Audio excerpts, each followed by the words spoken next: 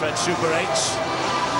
Of course, Hull are assured that they will be back in Super League in 2019. The big question for them in this part of the world is how many of the players they're seeing tonight will actually be playing in Super League in 2019 after the broadside that Adam Pearson gave them. Well, he's one who certainly will be. Scott Taylor, who drives the ball forward for the first tackle because he has signed a 5-year deal only last month.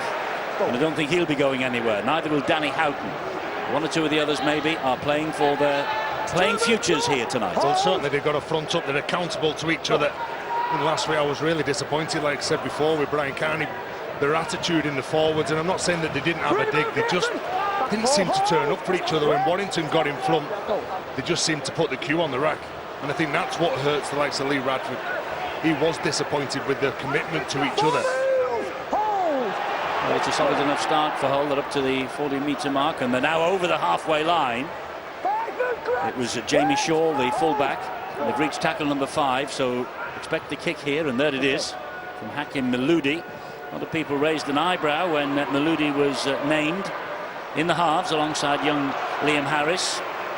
And he got a try from fullback for Doncaster against Newcastle last Sunday in League One, so he's got match fitness on his side, but can he cope with what will be thrown at him tonight? Well, Eddie, if you don't really care who wins here tonight, we're just tuned in to watch a good game of rugby. Hakim Meludi and Greg Eden are two of possibly the best players you can watch. They will try things, they take more risks than other players, they pull off some sensational things, and at times they probably frustrate the coach, but they certainly will provide some entertainment over the course of this 80 minutes. There's Liam Watts, who started this season playing for the Black and Whites here at Hull, but he made the journey to Castleford on the back of sending off in his last appearance in the Black and White of Hull FC, and his start to his Castleford career was delayed a bit because he had some suspension to serve before he played, but he's very much part and parcel of the Castleford scene now. This is Jamie Shaw, and there is Liam Watts, England Knights international, left Hull for Castleford in March. A good battle with those two players who you've mentioned. Liam Watts in the Castleford shirt, Scott Taylor, who for me has been the player of the year for the Black and Whites. When Liam Watts left this club, I don't think they ever replaced him, and they had some question marks over his discipline. He's gone over to Castleford, left all that behind him, has become a real cornerstone of this pack for Castleford Tigers. You see him involved in that tackle. Two good players who can set the stall out. And here's a man who will never take a backward step. That's Sika Manu, and he gets Hull to inside the Hull, the Castleford territory by 10 metres, and the kick high, and well claimed over on that far side. And there's a bit of a collision in the air as well, but the referee says no. Castleford can play on. Peter Matautier is all right. This is last year's leading scorer, Greg Eden. Well, no, his foot was on the ground when Farimo got to him. Well, I think he thought Farimo hit him whilst he was in the earth. Hull FC just quite content to just roll forward, get up the field, get to the kick, work hard up here now. It's bound to be safety first early, isn't it, from Hull? It's got to be. Just get good touches on the ball, good tackles, make sure that you don't concede a try and come up with defensive efforts like that, Eddie. Well, that will bring a smile to their faces, you can see. Good stuff from Hull. Michael Shenton thought he was away, and he had Greg Eden on the touchline as well. Sometimes you can have all the tackling technique that you've got, but sometimes as well you've got to have desire, you've got to have commitment, you've got to work really hard, and that's what they did on that occasion then. Well, last week Warrington seemed to have 15 players to the 13 that Hull had on the field. So often out wide in the central wing positions, they created overlap, made space, made breaks and scored tries. That's a massive positive that the first time they've been tested on the flank, they've been able to find the players to cover those breaks and cover those spaces, but the challenge is now doing that against the Tigers for the next 75. 4 minutes gone, 0-0. It's going to be Hull's head and feed. And inside the Castleford half of the field, they begin this set of 6. This is Danny Washbrook. A one-year contract extension signed by him last month as well. And this young Cameron Scott, 18-year-old centre, who was in the Yorkshire Academy side against Lancashire at Warrington last week. They were beaten 36 points to 6. And Nasi Matongo takes the ball forward into the Castleford danger area. Hull looking to get off the mark in the opening exchanges of this game. I think everyone believes that the opening 20 minutes or so vital for Hull. This ball has gone to ground, but it's been picked up by Twimavavi, but it just lost them a little bit of momentum. Oliver Holmes was in there quickly. So too was Paul McShane. Now that was Liam Harris, and he gives it to Scott Taylor once again. And the Castleford defence standing firm, because that's tackle number 5 in the 5th minute. And Houghton here at dummy half expect the kick. They're looking for at least a repeat set. Harris with the kick, but nicely scooped up off the ground by Matautia. What about the tackle on Harris as he kicked it? Wow, he's managed to get back up on his feet, but as it falls into Luke Gale's shoulder, he's recovered back in the defensive line. This is Shenton, gets to his feet and will play it to Greg Eden, last year's Super League leading try scorer. Greg Eden. Good ball. And away they come here with Wardle. Might be leaking out the back, then that's quality from the back row. James Clare's the dummy half. Into centre field via Truman to Luke Gale. Takes the return from Millington. Spreads the play out wide to Shenton on that left-hand side. And again, the whole defence moves across. Eden once again. Here is Gale. We missed him for the last 15 games. Millington. He loves to chime into the line, does the Castleford fullback Matautia. And McShane finds Gale again. It's the last one, so the kick. Looking for the big men, finding the big men. That's good play. Good play by the whole defence. Wardle just couldn't get the arms free to offload the ball. And it's some worrying signs for me from that Hull FC defensive line. When the ball was moved from the right to Castleford's left, they were sitting back, they weren't going up in a straight line. There was a couple of players going up, a couple of players hanging back. Castleford under that man, Darryl Powell, will spot that from the position that he is. He can see everything up top. He can see players that aren't working, that have switched off. He can know that the edge to go to. Chimimavavi here now, trying to run through Luke Gale. Houghton bravely faced the cameras last week after the defeat at Warrington. Said he's feeling the pain. He is the leader of this team.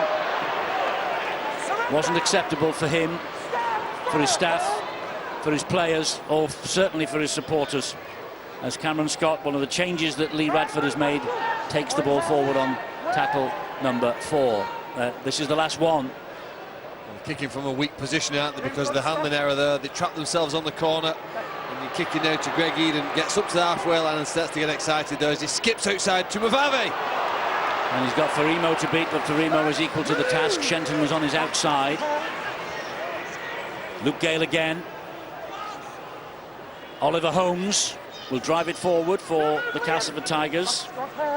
And a 3-year contract signed by him last month as well. So the ones I'm picking out are all the ones you think will have a secure future at the Super League level right the way through on both sides. And this is Matautia. Good work from him. McShane is waiting. They're 5 metres away, Castleford. Red lights flashing, danger here. And the ball trumped its way over the dead ball line. It was helped on its way by the black and whites. It's a goal line dropout. And they've missed Luke Gale this year. Well, he's just intelligent, isn't he? Got so much influence, Luke Gale. It's like bringing a marquee player into the side. Missed the last 15 games. Obviously the reigning man of steel. Over on that left-hand side, he's so dangerous. And that side, so Hull FC's right-hand side there, had a shocking time last week, didn't he? Bryson Goodwin, was it 5 tries that he scored over on the left-hand side for Warrington? This is James Clare on the Castleford right. Plays the ball to Truman. That's Millington. Millington taking them on down the middle. Hadley standing his ground, helped out by Sika Manu. Now it's with Liam Watts. He'll want a big match tonight, I'm sure. McShane and Truman again.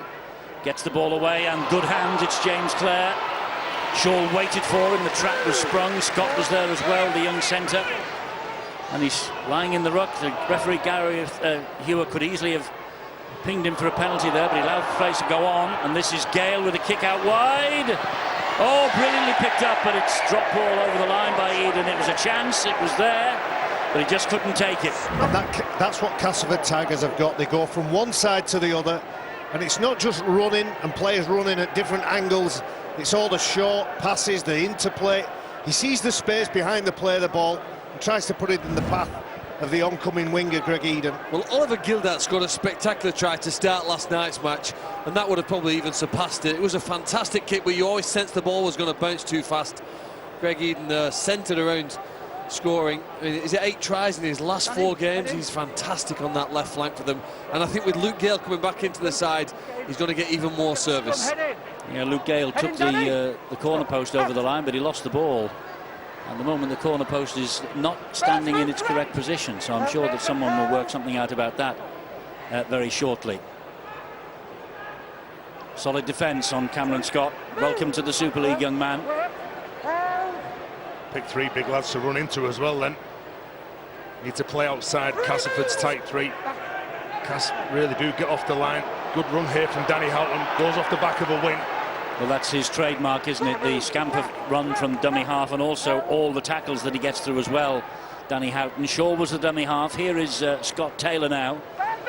Hull get over the halfway line again, but it's the last one coming up. So the kick will have to be good.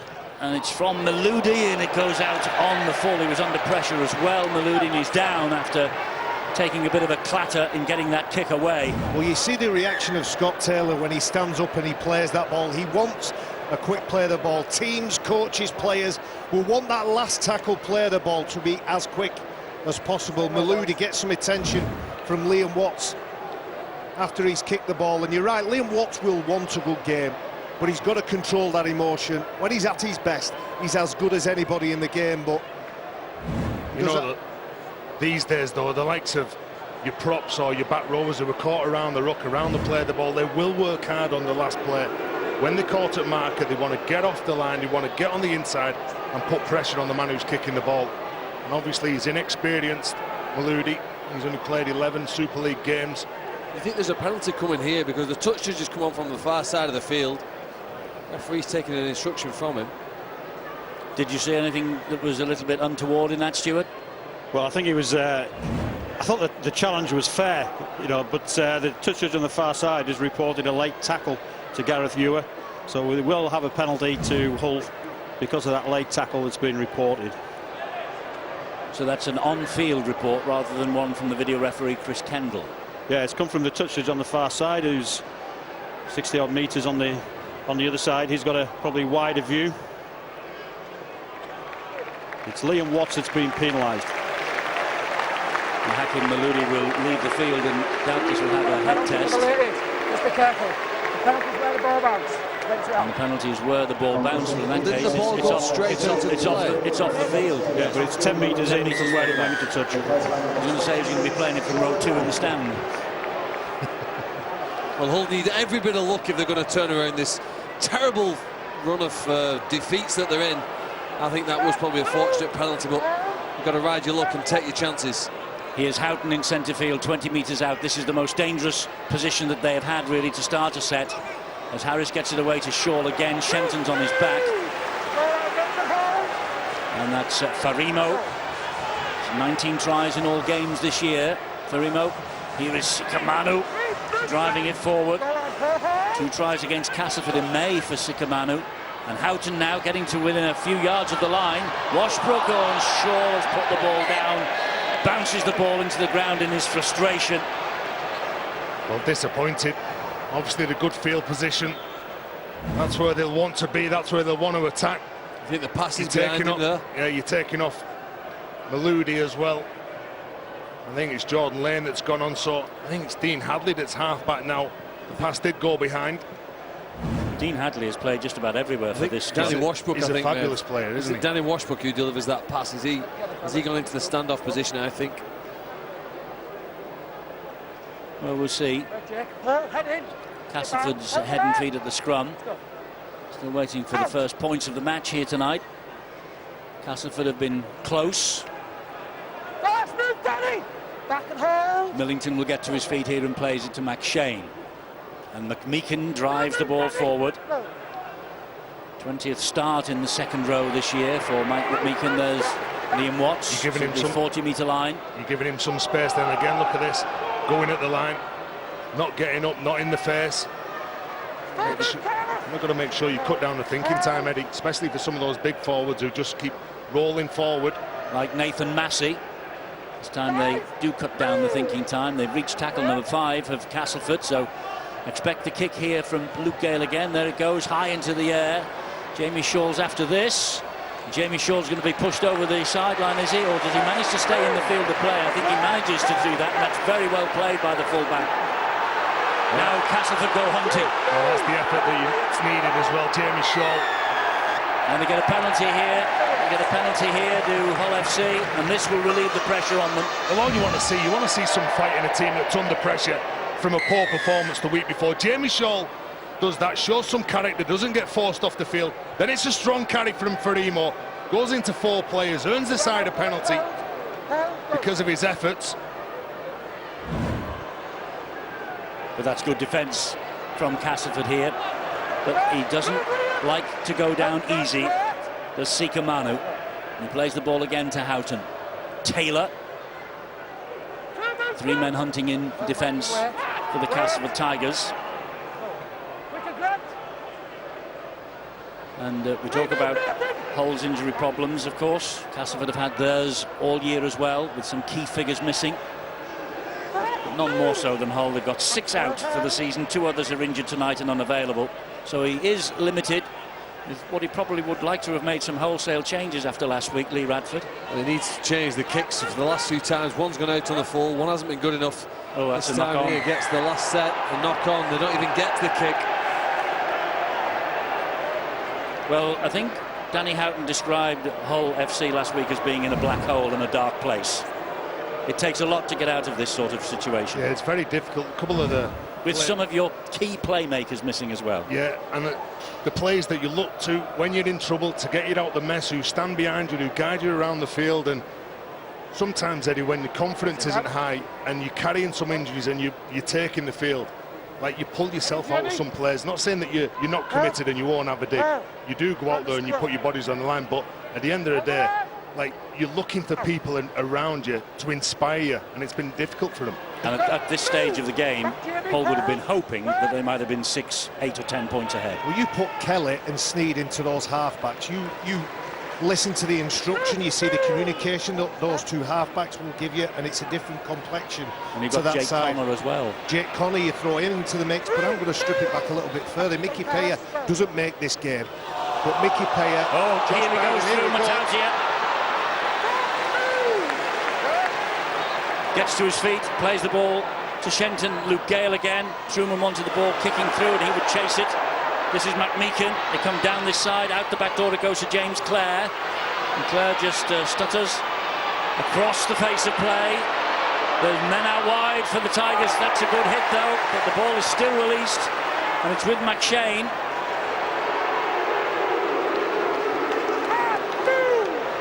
And there's a bit of a problem for Oliver Holmes by the looks of things.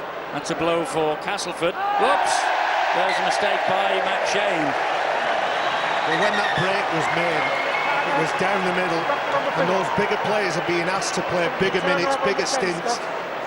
Josh Bowden, Liam Watts not able to play in this game. Bowden injured, Watts playing for the opposition. There's a mistake from the ever-reliable Paul McShane. And Oliver Holmes is injured as well.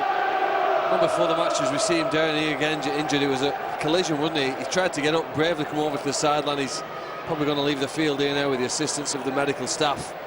But Hull said before the match in the programme that there was obviously a lack of confidence amongst the camp as Matauti made the break. Shoulders remarkable there. You see the collision there. It's his left knee that's just involved in that accident. He knows that's a serious one. It's probably going to have to come off. But Hull have to now build some confidence on the fact that for 16 minutes they've kept the Castleford Tigers scoreless. I mean, Hull conceded 4 tries in the last 10 minutes of the game last week, just a week ago, Eddie. They've gone 16 here without conceding a single point, and they need to build and they need some positive, confident talk amongst the side here now. They've made a decent start. They've stopped Matautia, they've stopped Castleford. That's a hamstring for Oliver Holmes. Yeah. Weeks. Could be weeks. 4 days, Barry says, but could be weeks. Could be a lot longer the way he's moving, couldn't it? Looks a bad one. It's not often you see him hit the deck like that for a hamstring. So Hull are back in possession. Midway inside their own half of the field. 11 wins in 26 rounds for a team that won back-to-back Challenge Cups. 2016-2017. And it's just as well they won 9 of their first 15. Otherwise, they might easily have been involved in the qualifiers for the first time ever. They're not. They're safe. But they really need to build some confidence to go into a good off-season and start 2019 as they mean to go on. This is Jake Truman, meanwhile, for Castleford, who have ideas of Old Trafford on their minds. Some unfinished business from last year for Cass. I think getting key players back now at the right time. Men really like Ben Roberts, who played the ball there. Yeah, it freshens the side up, doesn't it? Eden gets it away to Gale. Gale then cockily out of the back of his hand. Wardle keeps his legs going, gets to the 20-metre mark. Will stand and play it to McShane. McShane then finds Gale. Gale to Millington. Millington trundles it into the Hull FC last quarter of the field, and it is with Truman, who stabs the kick in. Oh, it's bounced kindly here, and McMeekin will go over for the try. Well, when things go for you, they go for you. When things go against you, boy, do they go against you. And that ball was stabbed through. It ricocheted off some ankles. It bounced absolutely perfectly for Mike McMeekin. And Mike McMeekin just tapped the ball over the line. And he gets his 7th try of the campaign. The England international, Castleford lead by 4 points to 0.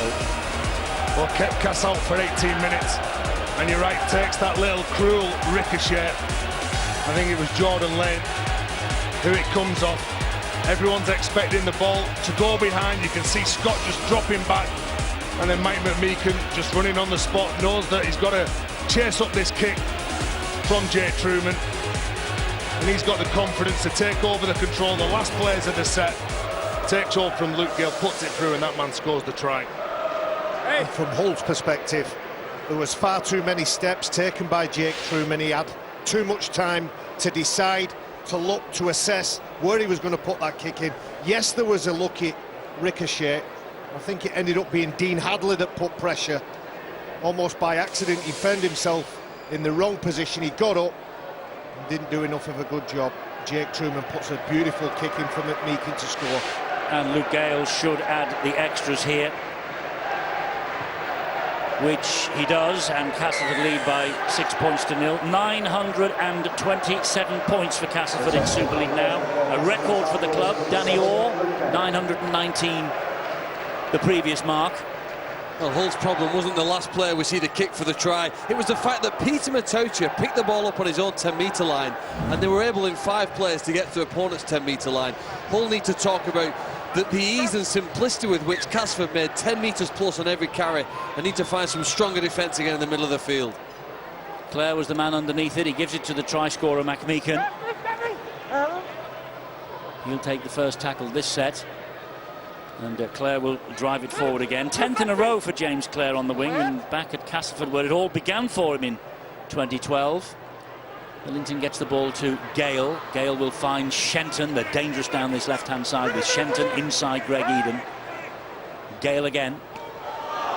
And Wardle will bring the ball forward, only as far as Manu Houghton. And there's a little bit of help there as well. Over halfway now with Liam Watts. Solid enough run from him. McShane on the short side with Gale. Gale will hoist the kick into the corner. Shaw is there, but he was immediately clattered by Michael Shenton. And look where Hull have to start. They have to go the length of the field. It looks too easy, Eddie. It's not expansive, it's just solid rugby. And you've got likes of Liam Watts just stepping off his right foot, going through the gap, making 15-20 metres when he's carrying the ball. You've got to be better than that, and if they are just playing you around the ruck, we'll tighten it up. As Cass aren't looking to shift it, like we normally see them do. They are still playing it tight, but they're quite solid when they're taking it forward. This is Talanoa taking it forward after tackle number 3, and Huddersfield are leading at Warrington. My word. Huddersfield, who were beaten last week and seemingly out of the race for the 4. Is this another kick that's hailing out on the full? No, it isn't. It bounces in the field of play. They bounce back, and they've got the first points on the board this evening at Warrington have the Huddersfield Giants. 4-0 they lead, 6-0 Castleford lead here. As Gale gets the ball away from dummy half to Shenton. And Shenton pokes his nose through, makes 5 metres further forward before going to ground. Here is Millington again. He's a great servant, is Grant Millington. He's outstanding. He can play a number of positions. Good movement from Castleford. Here's Matautia. Matautia gets the ball wide to Eden. Eden stabs the ball through, gets another ricochet, goes on the ground again. We're picked up by Houghton eventually. And Luke Gale trying to push him on the ground over his own try line to get the goal line dropout. Just managed to stop the right side of it. Jordan Lane, good offload. Talanoa. Third tackle, that kick was put in there by Castleford. They're confident for the minute. Just into the second quarter of the game. The crowd are getting on the back of the referee. There's been 1 or 2 calls for forward when Castleford are passing the ball, and they're calling offside every time the ball is Well, they got the penalty here. That was a high shot on Hadley. Well, they just need to play off some speed, don't they? Dean Hadley, he picks out his man, he goes sideways, beats 3 defenders, and there's contact with the head on Hadley. Couple of quick, speedy play of the balls. Look at him, you can see straight at Gale. He only has eyes for Luke Gale. And Michael Shenton, trying to protect his halfback, comes up with the high shot. And Luke Gale, there's an element of concern for Castleford because he linked away from that. It was a collision that caused the injury. If you remember, Paulie, kneecap on kneecap. Out for 15 weeks, was it something like that with that injury? Matches. Yes, he's missed 15, Luke Gale. They're coming back at just the right time, they believe, as the ball makes its way untidily to Farimo.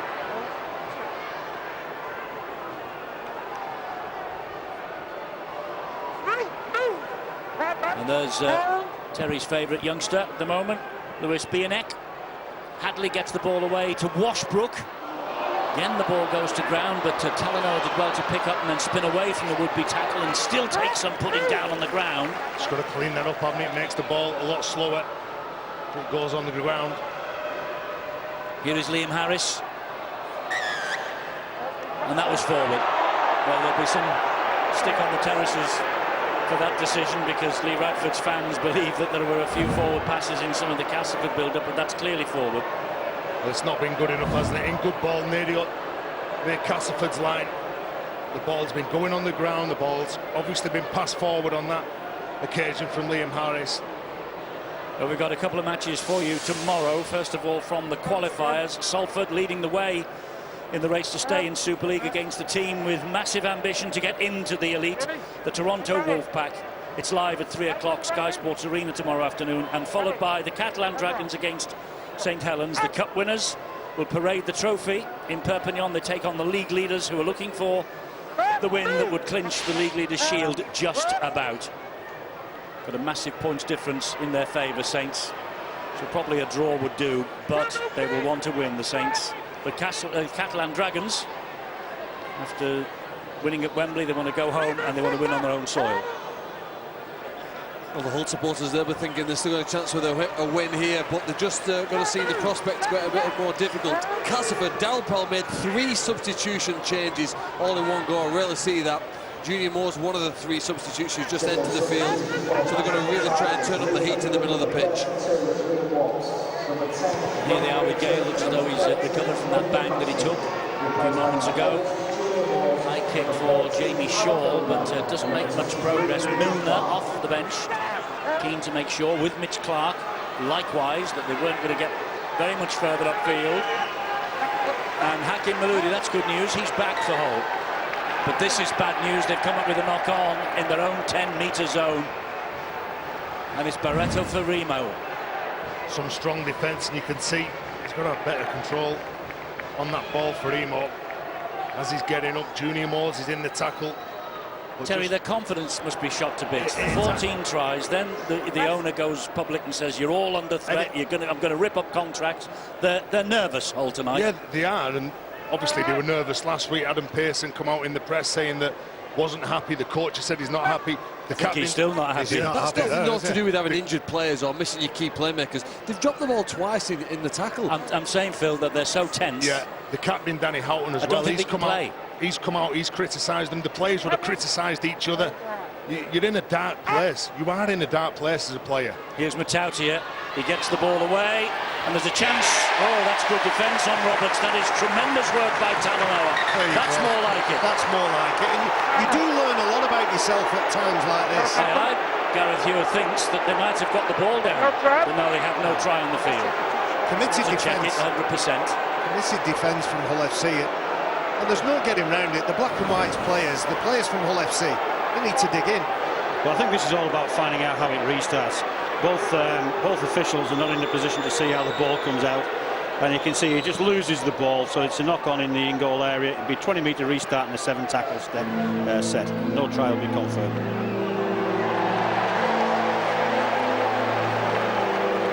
Well, that is good defence, like Paddy says. You know, and if you look at the scoreline, you look at how long's gone in the game. 26 minutes has gone.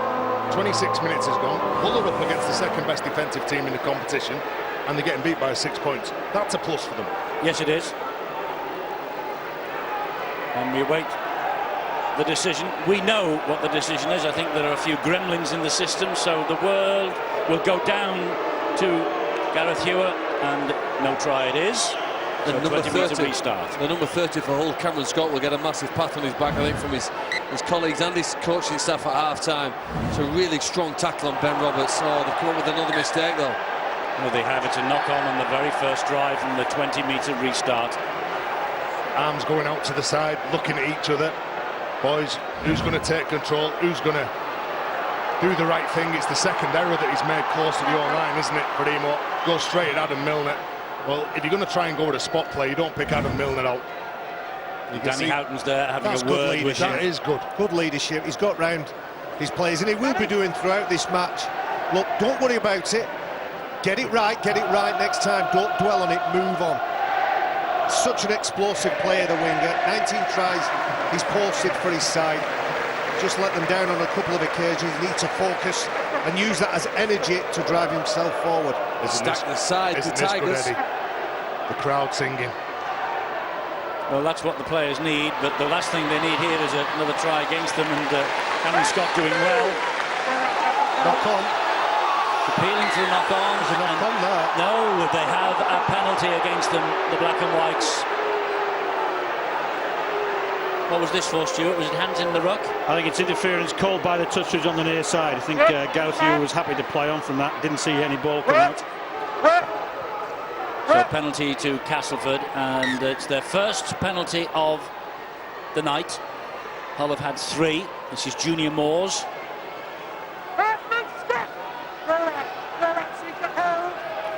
10 metres out, bang in front of the sticks.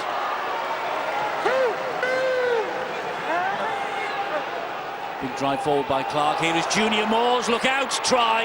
Has he got that down? I think he has. Junior Moore's gets the try. Castleford hit double figures. 10-0 they lead. They're delighted. The Castleford fans who have travelled here, and they've come in numbers, and he's not badly upset either, that he's barking the instructions down the walkie-talkie. But Junior Moore's gets his 5th try of the season. Drive to bench against Leeds at Ellen Road way back in February in a victory. Well, Darryl Paul, he made those 3 substitutions. Ben Roberts, Junior Moores, Adam Milner, Mitch Clark all started the game on the bench. And it's Junior Moores who runs hard and strong and still has 4 defenders around him. Scott Taylor, a strong defender, and 2 other players just grasping and trying to repel the big front rower. Unfortunately for Hull FC, fortunately for Darryl Powell, who brought 3 players on because he wasn't happy with the arm wrestle his side were in. Well, here's Luke Gale to try and add the extras, and it's a comparatively easy kick for Luke Gale. And he makes no mistake. So Castleford lead at 12-0. We're coming up to half an hour. Well, the Tigers have turned the territorial advantage into one on the scoreboard, aren't they, really? The mistakes made by Hull close to on the line have given players like Moores the opportunity to run at it. You know, he tends to catch the eye, Junior Moores, and I look to one of the possible reasons. He's only on the field for 30, 35 minutes typically in a match, but when he's on the field, he gets the ball, and he usually does something that you remember. Well, these two almost met, Castleford and Hull, in the grand final at Old Trafford last year. We do have short memories in sport from time to time. The Castleford Tigers, of course, won that classic semi-final in Golden Point extra time against St Helens. Hull lost 24 hours earlier, 16 points to 18 at Leeds. They were so close to Old Trafford. There's a penalty for Castleford Tigers. If you cast your minds back a little bit further to 2016, Castleford Tigers went through a horror with injuries, and Darryl Powell learnt so much about his players, so much about his squad. He carried that into 2017, which was one of the most successful seasons for Cass, certainly in the summer era. Well, another penalty goes against the black and whites. You get some calls and you get some that go for you and against you, and I think that's gone against Hull FC. What you're saying, Barry, is that Lee Radford will hope that the youngsters he's blooding in matches like this tonight, it will go with them in 2019, all being well. Absolutely, you do learn a lot about yourself and a lot about your team, and Lee Radford, who's been given that vote of confidence, will just be looking at how players handle themselves under this stress. Nice play by Milner, gets the ball away. It's a knock-on. Mitch Clark just could not get down quick enough, and he's furious with himself. The pass wasn't the greatest, but it was off the ground, to be fair. It wasn't the best, was it? Adam Milner, well, it just opens up and then he pulls that ball back, goes through the gap, but he just can't get that pass away to Mitch Clark. If you watch Castleford warm up, we're one of the few teams who practice catching the ball high, low, between the legs, difficult passes. Danny Orr, Ryan Sheridan, a couple of the coaches for Castleford throw passes like that because they know that in a live game, issues and incidents like that will occur, but they couldn't take that one in at that occasion. Little sigh of relief for Hull as Tuimabavi takes the ball forward for them. I'm sure they came into this match taking heart from the fact their last outstanding performance came here against Castleford in May. They won by 36 points to 12 that day, and they were sitting fourth in the table. They were actually above the Castleford Tigers on points difference at the end of that. Mind you, it's difficult to go back to May and you think that that was one of your outstanding performances. I think they lost a lot of heart after losing their grip on the cup against St Helens in the quarterfinals. I agree, they put a massive effort into that, and shortly after that they played the Wigan Warriors here, unlucky not to get a draw or even win against Wigan. And from those two victories, the effort they put in, injuries on the back of those, and the season has fallen away. Kick from Maludi was well fielded by Matautia. He's been a good signing for them. He's dynamic at the back, isn't he? The 7th fullback that they've used this year, Cass. Tremendous signing. Eden again looking to get through the whole defensive line, but couldn't. Once again, James Clare will take it up from dummy half. Well, that's a look into the future as well, isn't it? Brad Fash on the field, along with Lewis Bayonet. Bayonet come up with a real solid run before sat one of the Cass defenders back on his backside. This is McShane. McShane from just inside his own half of the field gets the kick away. Now, which side of the corner post did that go? I think it went the right side for Castleford. They're all rubbing the hair, slapping the back of Paul McShane because it's head and feet to Hull, but look where they start this from again. Good kick this, look at this, inch perfect. You can tell from the reaction of Jamie Shaw, it just bounces the right side of the corner flag. He has been an inspiration to that side this year. He has led from the front. Obviously Jake Truman's come in, he's done a decent job with Luke Gale missing, but I think Paul McShane has been one of the stars of Super League this year. 48 tackles last week he made against Catalan. And he's only missed one game all year. He's tremendous. People spot him all the time. You go for one of those. If you're a big man and you're playing in the middle, you're not going to run at some of the bigger forwards. You're going to pick the likes of Paul McShane out. But he has still got a lot of energy when they've got the ball. Oh, another drop ball in their own quarter by Hull FC. Michael Shenton has it. They're really having trouble getting away from their own end at the moment. Here comes Milner again for Castleford. Well, it's young Cameron Scott who makes the mistake. First error he's made. It looks slippy down near the try line, doesn't it? It does. Because Castleford have come up with the error now, and here is Washbrook. He gets that ball away to Talanoa, but it was forward. They'll take it back though, won't they? Is that the free play? I think it was. You take it back for head and feet to Hull at the scrum. You've got to like that play, haven't you? Danny Washbrook gets his arm free. Here's the knock-on, the slip from Junior Moores, loses possession, and then Hull FC pick the ball up. The pass goes forward from Danny Washbrook, but they're still looking to play. Well, knowing that was the free play that they had, they're still trying to open it up. Well, it's the home, of course, of Hull City, as well as Hull FC, this KCOM stadium, and the groundsmen love to prepare soccer pitches for fast, zippy play with the round ball, and that means that the pitch is well watered. Well, we don't know what it's like really near Castleford's line. We've not been down there much, so I think Hull FC will be hoping that in the second half they can play down near Castleford's try line and force some mistakes themselves.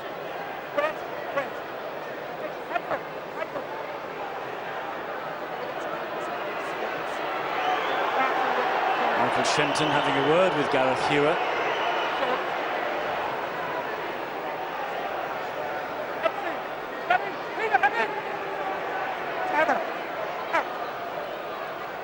Rimavavi here for Hull FC, trying to work the ball up to the other end. And just hearing that Warrington is 6-4 up, by the way, against Huddersfield. Here, Castleford 12-0 up, and Hull have a penalty here, which is going to relieve them. Well, they'll welcome that, won't they? 30-40 metres downfield. Rimavavi in his haste and hurry forces the whistle. Brad Fash. It's a solid enough run from Brad Fash in the England night squad for the tour to PNG this autumn. And here is Liam Harris. Played in 9 of the last 13 has Harris, who's 21. Now Miludi. Hounded down by, first of all, McMeekin and then Junior Moores. With 3 tackles gone, they're in the Castleford 20-metre zone again with Washbrook. This is a good run from him. Gets them to within 7 or 8 metres of the Castleford line. Pushing and shoving all around the place. This is Miludi. Finds Hadley. Short ball to that man, once again, Brad Fash. Fash is grounded, tackle number 5. Last one here then for the Black and Whites. Good ball back to Shaw. Shaw retreats, comes back away from danger, then runs laterally. Slides the kick in. Oh, was he taken out? That's a penalty, the play there by a defender, Cameron Scott. He was definitely impeded. There was a tug on him, on the youngster. Gareth Hewer spotted it, Cameron Scott. Well, this is the chance for Hull here now. You see, just watch the centre there. Just makes some contact with Cameron Scott, and it's enough for a penalty. And Hull really, well, I don't know how many more chances they'll get in this game. They're 12 points behind. They need to score some points to lift the supporters, to lift themselves. 4 minutes to half-time. 6 apiece at Warrington, by the way, and a chance here. Ooh. Jake Truman did well. He did really well. It was against Miludi, and what's more, they get another penalty because there's interference on the floor. Well, it was a decent tackle, wasn't it, to stop Miludi? I think he thought that it was going to open up then. Young Frenchman. They need to stay down here as long as they can, don't they? No, obviously less than 4 minutes to go before half-time. Well, they'll be happy if they end the half in this part of the field. As Brad Fash gets to his feet, plays it to Houghton. Houghton fires the pass wide. Harris. It was off the head. Oh, it's Eden.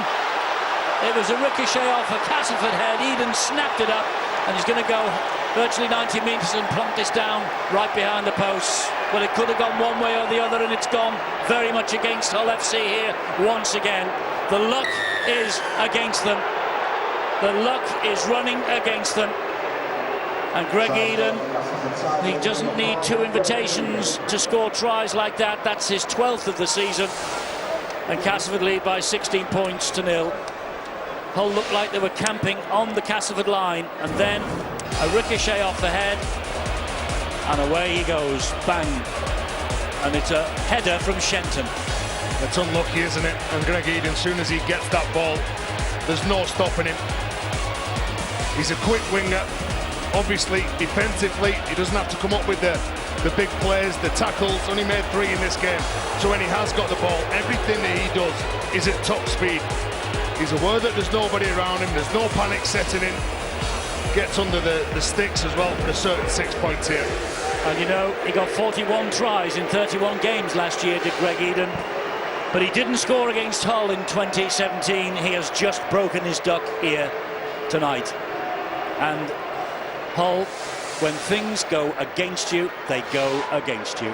As Gale adds the extras, it's 18-0. It could easily have been 12-6, as it's a 12-point turnaround. Well, there were 3 penalties given to the Hull FC side, 3 separate sets of 6 that potentially they could have had a look at the line got over the line, scored a try. But Castleford Tigers, fabulous team that they are. That's why they're in third. They can absorb pressure and then twist it and turn it around and come away in the best possible way with a long-range try. Well, Hull must be feeling like crying at the moment because they're 18-0 down. We're approaching half-time. Stuart, just clear up the business of the header from Shenton. That's not a knock-on, despite the boos that were ringing around the KCOM Stadium. No, you cannot deliberately head the ball forward, and you can see clearly on that one that it was an accidental knock off the head, which Greg Eden then nicely took from an onside position and went on to score. Coming again, Castleford down that left-hand side. This is Joe Wardle into the last minute of the first half. And that's Gale. This is Moores. Moores with the drive up the middle. And there is a belief in Castleford that maybe, as Gale shaped to take a drop goal attempt then thought better of it, there is a belief in the Castleford area that this might be the year that they get to the grand final and right the wrongs of 2017. We shall see. They're playing with a lot of confidence.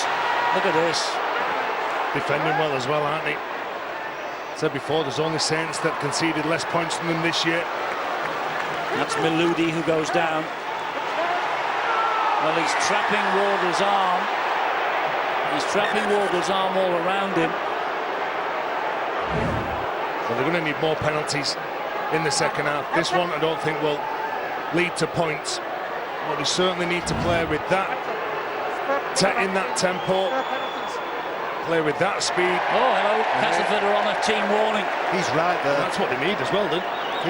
Well, I think he right, might be right about the warning, yeah. but I think Wardle, was hard done by because his arm was trapped. He was doing his best to get out the way. Yeah, a little bit cynical there.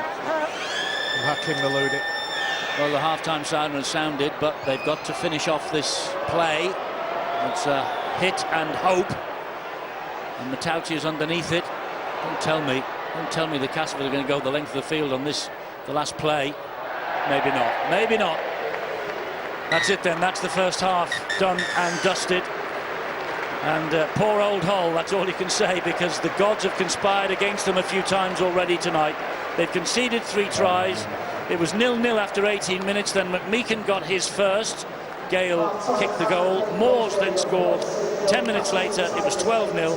And I suppose Hull supporters will say the flukiest of fluky tries for Greg Eden when he took the ball as it ricocheted off the head of Michael Shenton, ran 90 metres up the other end of the ground, and Gale added the extras once again. 18 points to 0 then. The Castleford Tigers lead a night when they hope they can confirm their place in the semi-finals, in the top 4. Question for them, though, is where they will finish.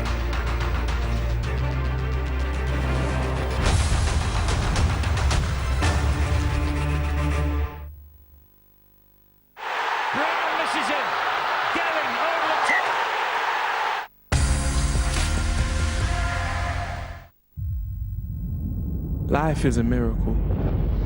Out of all the planets and all the solar systems, ours was the one to support our whole existence. Ours is abundant in sustenance, not too close or far from the sun, just enough distance. Ours are the lungs that can make use of oxygen. Breathe it in and get high on life like an intoxicant. We're all interconnected. Everything that happens, all things are affected. See, we leave our mark in the people we affect. The memories we make when we speak and we connect, the feelings we share, the secrets we protect, the strength and the weakness we project. Our time here is like a drop in the ocean. Ups, downs, and a lot of emotion, but you're still here to see the morning.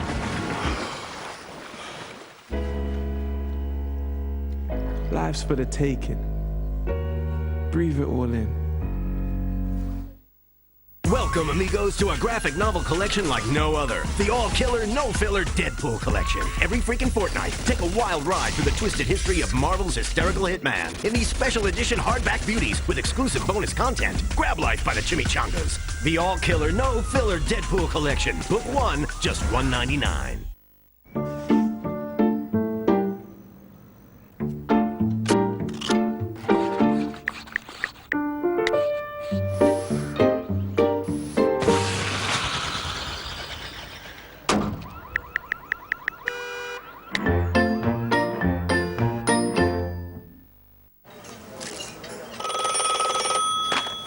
Hello? It's Flavour calling, Sarah.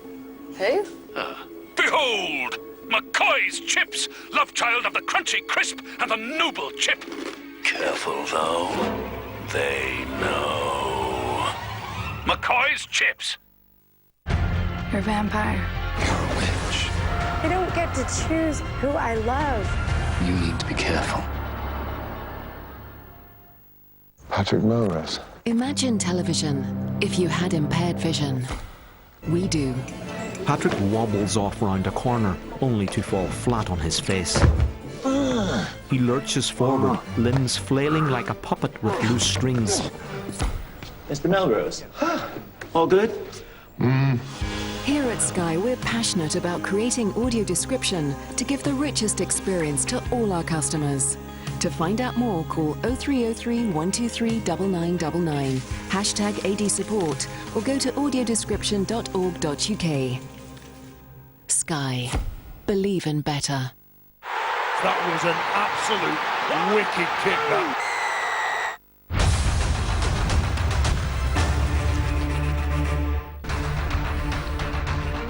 We're at the KCOM Stadium in Hull. It is round 4 of the Betfred Super League Super 8s, and the Castleford Tigers, the visitors, are leading 18-0 at half-time. Tries with Mike McMeekin, Junior Moores and Greg Eden with a bit of fortune towards the end of that first half. There is another match on tonight, of course, over at the Halliwell Jones Stadium, and the Huddersfield Giants, as the half-time hooter is about to sound, have taken a lead into the changing rooms at half-time, 14-12. with a kick to come. A couple of tries for Jake Mamo. Bryson Goodwin, 5 last week against Hull. He got another one tonight. Ryan Atkins scoring a try as well in his return. They couldn't, could they, the Huddersfield Giants? I think they were dead and buried. They are not giving up. Okay, let's talk about a side not giving up, but a side behind at half-time.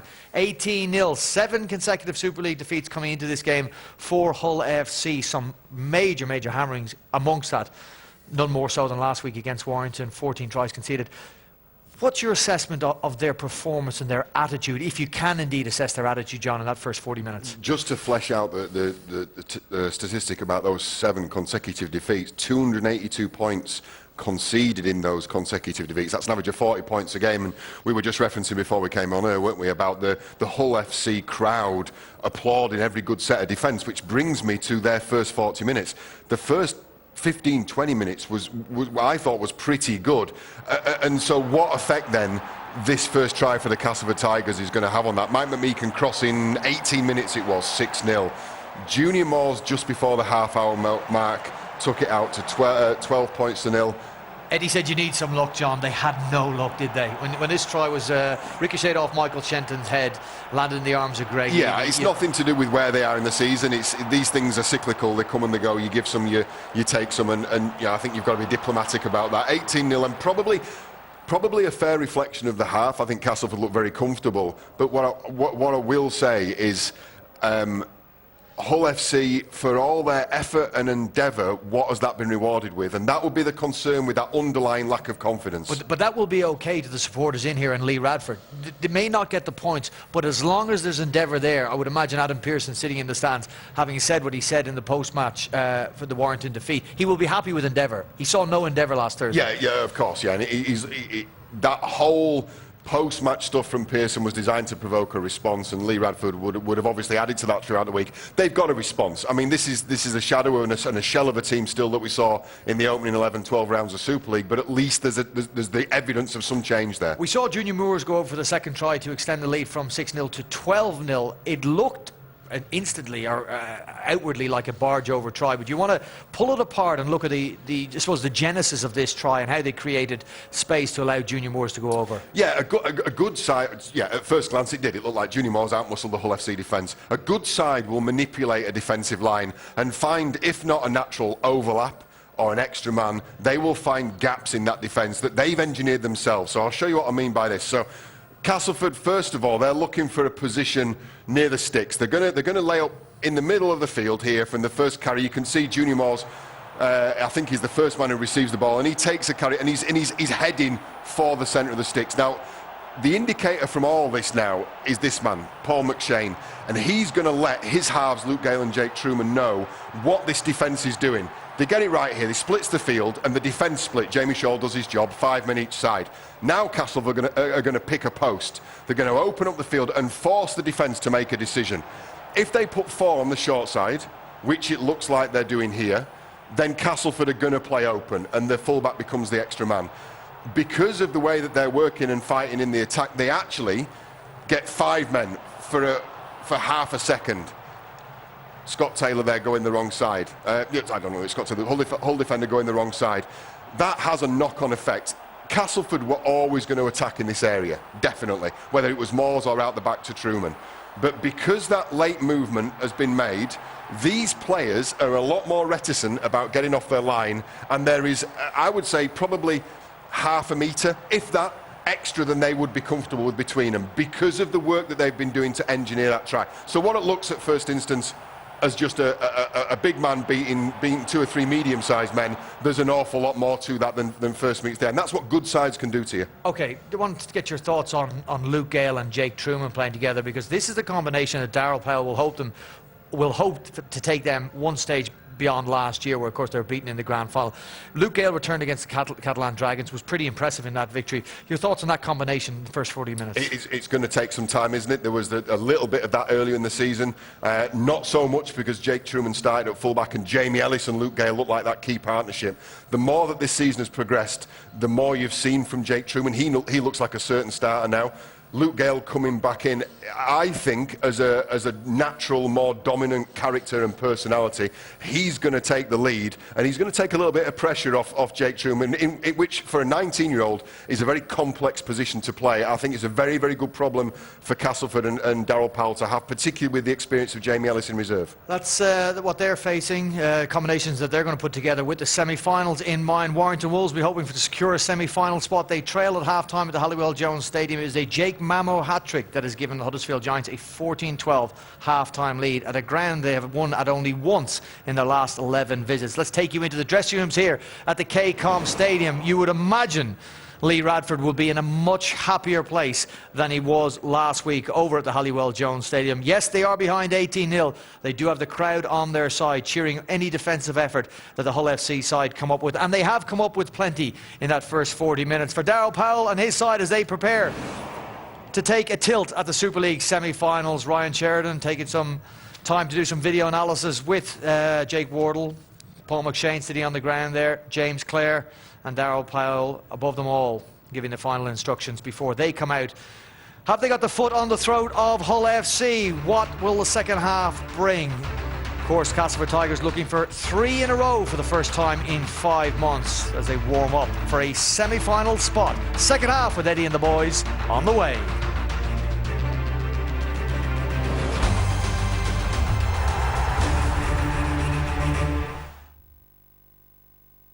Big chase on him, Luke Gale with a drop goal!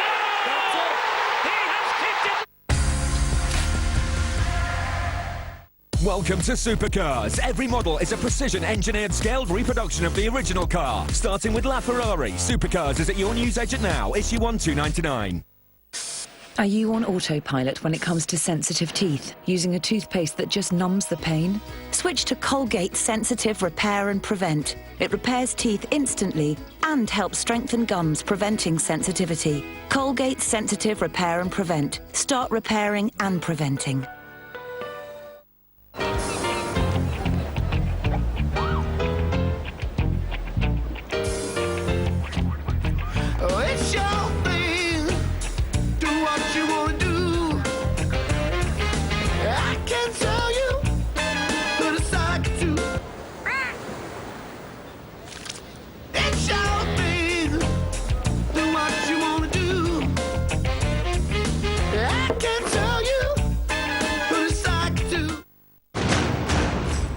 Often to get people. You're my first one, actually. The individual could be a high-level target. I can't go to Yemen. I'm an analyst. Get on the plane. I'm only human after all. There's something different about his agenda. Paris was only the beginning. Do what I can, don't put the blame on me. I've brought good grilling to Great Britain because a tasty footy match is like a juicy burger. There's 2 halves, buns, your star striker, patty, red cards, ketchup, yellow cards, mustard, corners, cheese. No, Morris, no fruit, don't be weird. And to top it all off, a little bet. I'm going each way for a draw. Don't bet silly, bet savvy. Knock that off. Get up to £15 in free bets when England score against Spain at coral.co.uk. The smart money's on Coral.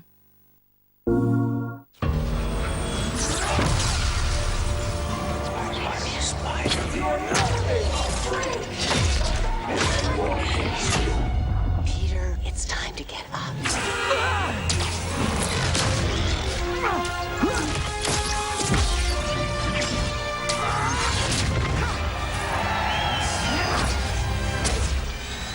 Marvel Spider-Man, only on PlayStation. For the players. In every ending, there is a new beginning.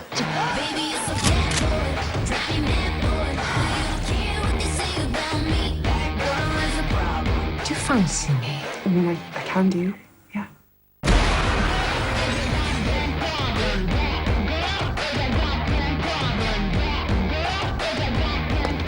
Doing your head in. You do my head in. I don't know if it's for me, really. You get anything better to do?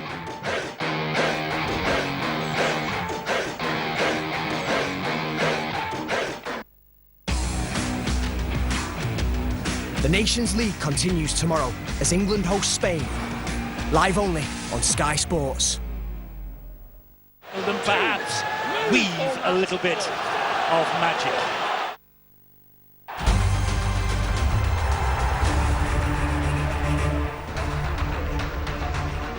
Well, I hope you joined us this morning for what was a sensational start to the finals series in the NRL in Australia, and we have 3 more games for you tomorrow and Sunday. Penrith, New Zealand Warriors in the morning, 8:25, followed by the Roosters and Cronulla at 10:30. They're the Saturday offerings, and then on Sunday, Brisbane against St George Illawarra. Early start for you, 5 minutes to 7, Sky Sports Arena, all 3. Fabulous game this morning. Melbourne and South Sydney. If you're watching it later on record, I won't spoil it for you, but if you missed it, you missed a treat. Well, half-time.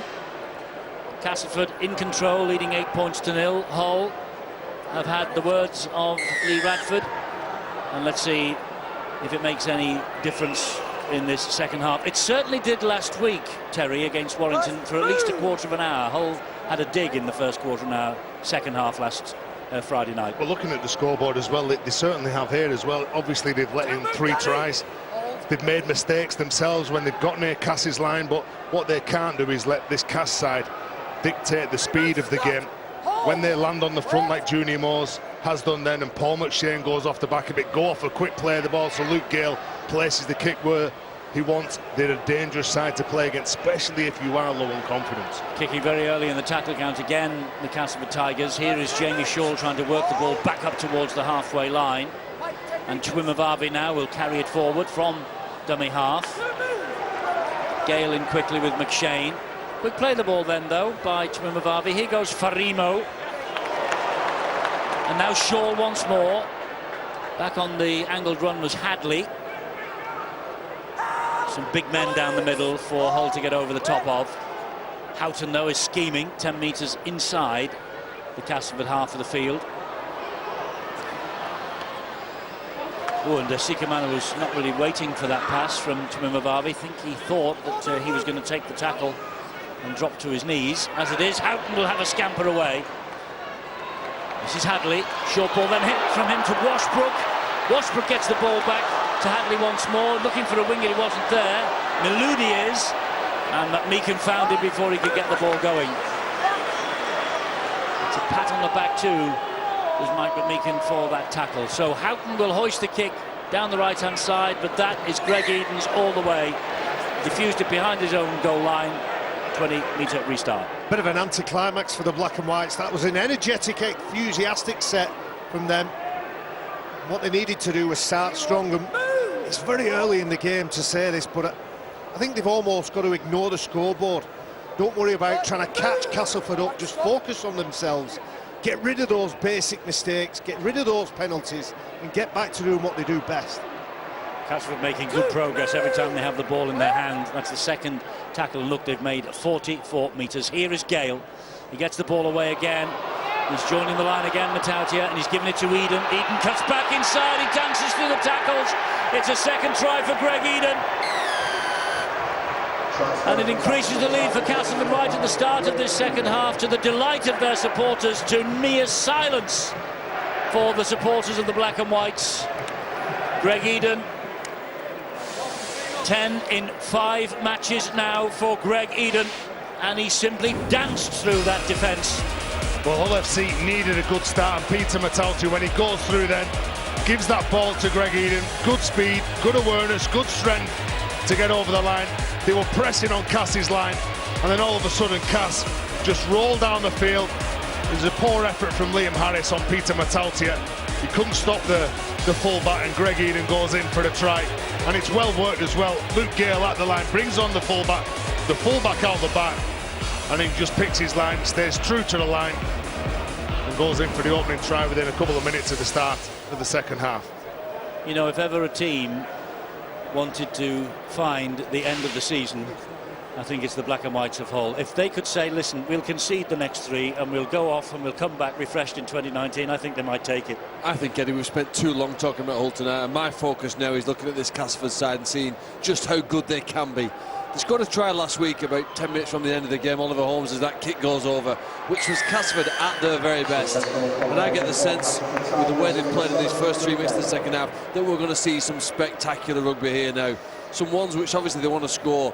But Peter Matautia is not only a powerful fullback, he's helped Greg Eden to get his second try there. He's also one who takes some risk. He actually offloaded the ball, didn't he, about 30 metres from his own line in that set to help them go downfield. They are a brilliant team to watch, and if any team can revive the sport of rugby league, it's the Castleford Tigers with the way that they're playing. Yes, the last couple of years has been the Castleford Tigers story, there's no doubt about that. Last year, of course, they led the league. This year, of course, they're coming with a late surge that might just take them to Old Trafford. 24-0 they lead. John Wells is on overtime tonight. He's been at the touchscreen. He's on the sideline now with news of what was said at half-time. Off you go, John. Thanks very much, Eddie. Time and a half, mate. That's what they call it. First of all, an injury report for both sides. Hakim Maloudi left the field on an HIA head assessment. He has been returned and passed this to play. As we can see, he was on the field certainly at the end of the first half. Oliver Holmes for the Castleford Tigers. Injury update on him. Possible hamstring injury, will not return this evening. And just in general terms, for Castleford Tigers, the visitors first very, very happy with their defence. They want to be a little bit smarter, perhaps a little bit more conservative with ball in hand, though. Guilty of overplaying at times, says assistant coach Danny Orr. Be happy to get to the end of the sets. Across the other side of the field, Gareth Ellis gave me a short but sweet summary of what went on in the dressing room, and that was that Lee Radford was very, very happy with the energy that these boys were giving in response to that poor series of results. We want to be smarter in yardage, though. Too many errors for him. And hey, guys, let's just play a bit. Well, 24-0 down, that's all they can do. And I don't know about double time for John Wells. I thought it was a charitable donation he was going to make for us, but there you go. Scott Taylor, Brad Fash gets the ball back somewhat untidily to Shaw. And he does well to skip away from a would-be challenge, which Clark couldn't get to him. He got in the second time, though. And another kick downfield, flicks off another Castleford body, and is easy for the Castleford Tigers. Whether it's a pass, whether it's a kick, they just can't get the execution right. Hull FC tonight. Cass here on the front foot, a couple of strong carries. Again, you see Andy spin, in contact, land on the front. Going at the line, the footwork that they've got as well, still targeting those bigger fellas, bigger players around the middle. Good minutes from Ben Roberts tonight for Castleford as he continues his recuperation from injury. Michael Shenton has been lively. Here is Paul McShane, he always is. Try from Junior Moore's first half. Houghton doing the job on him, though, on that occasion.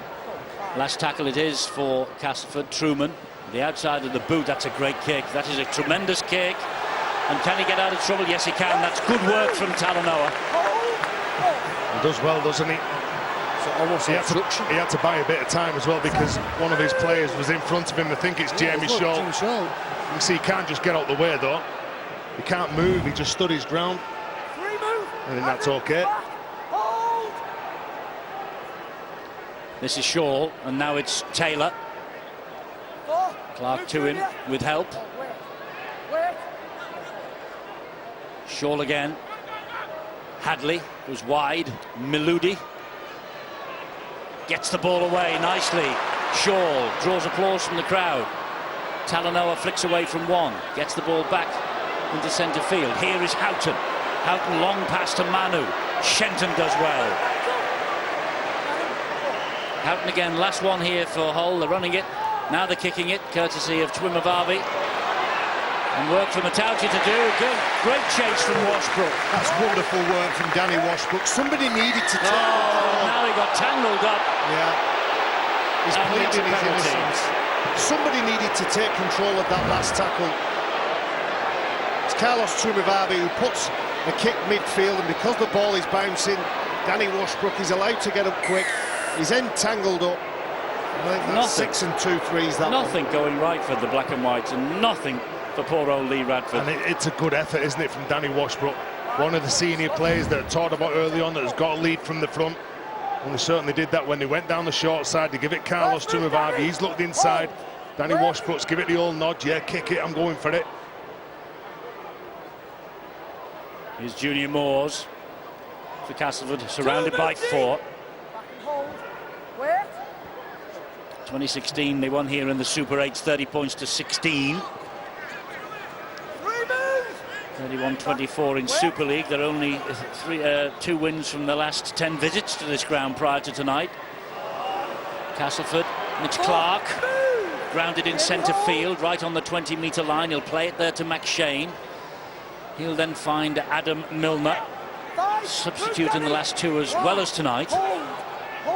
McShane once more, 10 metres out this time. There's Truman, nice little delicate kick, and Cameron Scott will just have to pick the ball up, and he ran over the dead ball line. Pressure, pressure, pressure from Darryl Powell's men. And that's the difference. What you get with Darryl Powell's men is when they do get near the try line, they come up with the right play. Jake Truman just gets enough weight on this kick. Cameron Scott, the youngster, just has to play that ball, take it out the field. 19 years of age, by the way, is Jake Truman. Cameron Scott, he's even younger, he's 18. But Jake Truman, with Luke Gale alongside him now, showing some deft touches, isn't he? Back they come. Mitch Clark for Castleford again. There's another player who carries the ball strong, Mitch Clark. You look at that bench when they bring him on. Junior Moores, who's carrying the ball now. Adam Milner, Ben Roberts. Got some experience, got some power. And here's Truman again. Just held off with the pass. So he takes the tackle. Tackle 3. Plays the ball then to McShane. It's Milner once more. Milner's brought to ground, but 5 metres away from the Hull line. Oh, Junior Moores takes some stopping. They do stop him, though. They get underneath him. That's good defence. Well, it's a good job Danny Houghton's in the vicinity. Obviously, Hull FC's best tackler, makes the most tackles in the side. He comes in, he helps out Jordan Lane, gets underneath the big prop forward. Scored a try in the first half, just under the sticks, Junior Moores. So they'll have one last chance in this set. Good hands. Oh, they're in. Oh, are they? Are they in? They might well be in. They might not be in. He's going to hand this upstairs. It's James Clare who's got over the line. I wonder what the decision on the field is. It's a try. It's a try. The corner post, Stuart, doesn't matter, but the line on which that post stands is critical here. That's right. They want to look at touch, so it looks like he's clear of touch. He's airborne already. Nothing wrong with the challenge on him either. Oh, wow. But he's just keeping his fingers on top of the ball, and it's grounded in the in-goal area. They score some spectacular tries, this lot. I have no idea how wingers do that. That does not surprise me. Try to James Clare. And a spectacular try to James Clare as well. Somehow managed to stay in the field of play, somehow managed to get the ball down while airborne. Tremendous, 28-0. Well, Jake Truman plays a huge part in this try. On the 2 or 3 occasions he's had the ball in his hand and he's put kicks, pressure-building kicks in. He's held it out exactly the same as he did when he passed that ball. It's a wonderful finish by James Clare, who has no space to work in. Commitment from Jamie Shaw, but Jake Truman tricks, kids, cons the defenders, and then a lovely little pass from Michael Shenton gives the winger James Clare half a chance. And that's absolutely key, that when Jake Truman holds the ball out in front of him, Camden Scott, you can see he makes the decision to come in, isolates the winger, creates that space on the edge. And what a brilliant finish from Clare. Great finish from him, and Jake Truman revelling alongside this man Luke Gale in the half-back role. He's alongside him for the first time right now since the very first round of the season. But Gale hasn't managed to find the mark with that conversion attempt. 28-0 though, the Castleford Tigers lead. Well, some teams are just strong in one area when it comes to attacking, maybe down the middle or on one side of the field. I think what we're seeing tonight with Castleford is the strength on the left, Luke Gale and co, down the middle with Paul McShane, the variety and options that he can play, and then over on the right now with Jake Truman, and that really does make them a strong contender. They get a balance, their defence has been aggressive, controlled and effective, and their attack, it looks real class tonight. Well, I wonder if Castleford are going to get there to the grand final. Will it be Saints? Will it be Wigan? Will it be Warrington? I don't think they'll be able to tell you at the Rugby Football League, but they can tell you everything else you might like to know about the grand final. I can tell you it's on October the 13th at Old Trafford, the Theatre of Dreams. And if you need any other further information, any details at all, there's the phone number and there is the Rugby League website for you to get in touch with them. 4 weeks today, isn't it, I think? Or is it 5? 5 weeks today. Wishing my life away again. 4 weeks tomorrow. 5 weeks tomorrow. 6 weeks last week. You soon get it right. You know, always a good night as well, isn't it? It's coming soon, anyway. Not long to go now. Always a good night. You'll see 34 players giving it their all on the big stage. They've worked very hard from pre-season when we went back into camp. They assessed what the goals were going to be, and they all wanted to get to Old Trafford and pick up that trophy, the winner's ring. And Cass, well, you'd have to say the lessons that they've learnt from last year, they do look strong contenders, don't they? They do. You won a winner's ring, of course, in the 1998 inaugural grand final, didn't you, Terry? As the whole come forward here with Shaw, this is their best move of the match. The ball is played out wide to Talanoa. Oh, that's good defence from James Clare. Oh, Truman's going to be penalised for that. That's a little bit of naivety. Well, naivety from Jake Truman, but good expansive play as well from Hull FC. He's powerful, isn't he, Talanoa? Look, lands on his front. He knows that he's got to play the ball quickly to Dean Hadley to get the penalty. They've got another goal here at the line. I was going to say, that grand finals winner's ring of yours, Terry, must be one of the most prized possessions in your trophy cabinet, surely. Do you know what, Eddie? I don't even know where it is. A nice fluid upstairs. Here is Shaw now. This is Washbrook. And Matongo. Massi Matongo struggling to get those arms free. Good work. Good work. Gets the penalty. Oh, he's powerful, isn't he, the youngster? Well, they were on a warning in the first half. They probably should have been down to 12 men because of Jake Truman's interference in what was, I thought, a try-scoring situation. But they're struggling to score against 13. Maybe with 12 they'd have a better chance. Well, here they come again with Washbrook. I say the Castleford line then looked all ahead of the referee in their defensive setup. None of them are onside. None of them. Washbrook. Here's Hadley. Goes wide. Houghton. Further wide. Scott. Cameron Scott gets the ball away. Well, it was a desperate attempt. Well, just running out of space, wasn't he, the youngster Scott? He gets through the line, beats Roberts, trying to give the ball to the winger Talanoa. Maybe has his time again, obviously.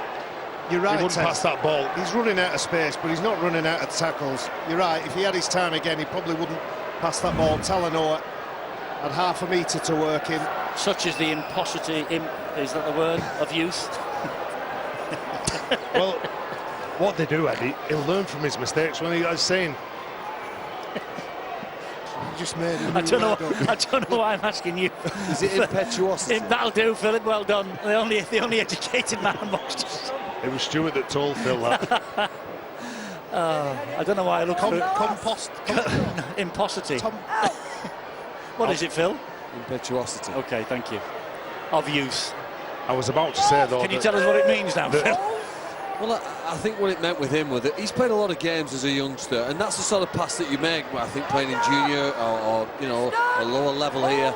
And over time, he has to learn when to throw it and when to hold it. And that's all part of his learning curve. He's learned a lot here defensively tonight. I think playing as a centre, there's another issue here now that the video referee will look at here on the replay, that there's any undue pressure on the head of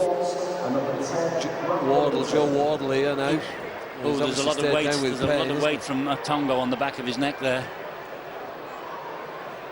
Well, if the video referee thinks there's dangerous contact here, then he will inform the referee, and because it's dangerous contact, the perpetrator will end up in the sin bin. Personally, I don't think there's anything in that can say for definite that it's dangerous contact. Well, we thought that last night, didn't we, Stuart? And we did. Got a yellow card. We did. So it'll come down to the opinion of the video referee in this. As I say, personally, I don't think there's enough there to warrant a sin bin on this occasion. Perhaps the match review panel would have a look at that with a bit more time and come up with a different result. Well, Gareth Hewer hasn't made any move to go towards Matongo, is at the marker.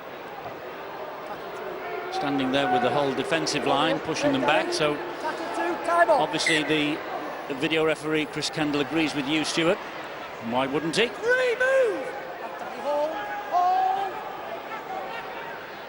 McShane finds Millington and Truman. Roberts trying to poke his nose through. He has yet to score in 2018, Ben Roberts. Millington, another man who hasn't scored in 2018, Grant Millington, but what a good shift he puts in every time he's on the field. Gale, long raking kick. Farimo is underneath this. And again, there was a whole player acting as a bit of a shepherd. Joe Wardle agrees with you. Turn around to the referee. Gareth Hewer leading for the penalty. It was a good defensive set from Hull FC as well. There's a young player just come on for Hull here. We saw him last week. Des Little there, just to put his hands on the ball. Number 22. You know what? He's hopefully going to have a fantastic career over the next 10 or 15 years. He's thrown into the deep end though, isn't he? And now 28-0 down. This is a hard school to learn at. It is indeed. You think what was happening last week also, and he's allowed, there he is scampering into dummy half, pushing three out of the way. He's let this man, Danny Houghton, have a freer roll now. Lytton finds Washbrook, finds Manu, ball back to Jamie Shaw, chances here. This is Twimavavi. They're in our hole. Nice move. Consolation, perhaps, for Carlos Twimavavi, but a nice move from the Black and Whites for all that. First try for 2 months in the home win against Widnes on the 29th of June. Nothing since, but that's his 4th try of the campaign for Carlos Twimavavi, the Samoan. Well, you like the attitude in attack here from Hull FC. You know, this is the sort of play and sort of desire that the coach wants to see from his players. Don't lie down. Don't just give in to any play. And like Phil was saying before, that this Cass side are a good side. And many people were looking at Cass and looking at what Cass were doing and what can they come away with, the tries that they can score. But you've got to credit Hull FC. Down on numbers, down on luck, but they've certainly come up with something that will please the coach, Lee Radford, and give him something to work on. Indeed so, and it will also please the statisticians at the club, who will know that they were staring down the barrel of being nilled at home for a 5th time here tonight until that moment in the 59th minute. 2006, St Helens kept them scoreless. 3 years later it was the Giants. Following year it was Wigan, and in 2014 it was Widnes. Well, that hasn't happened tonight, and Hull will be pleased about that at least. And here comes Barreto Farimo now to try and add 2 more points. He's kicked 3 goals so far this season.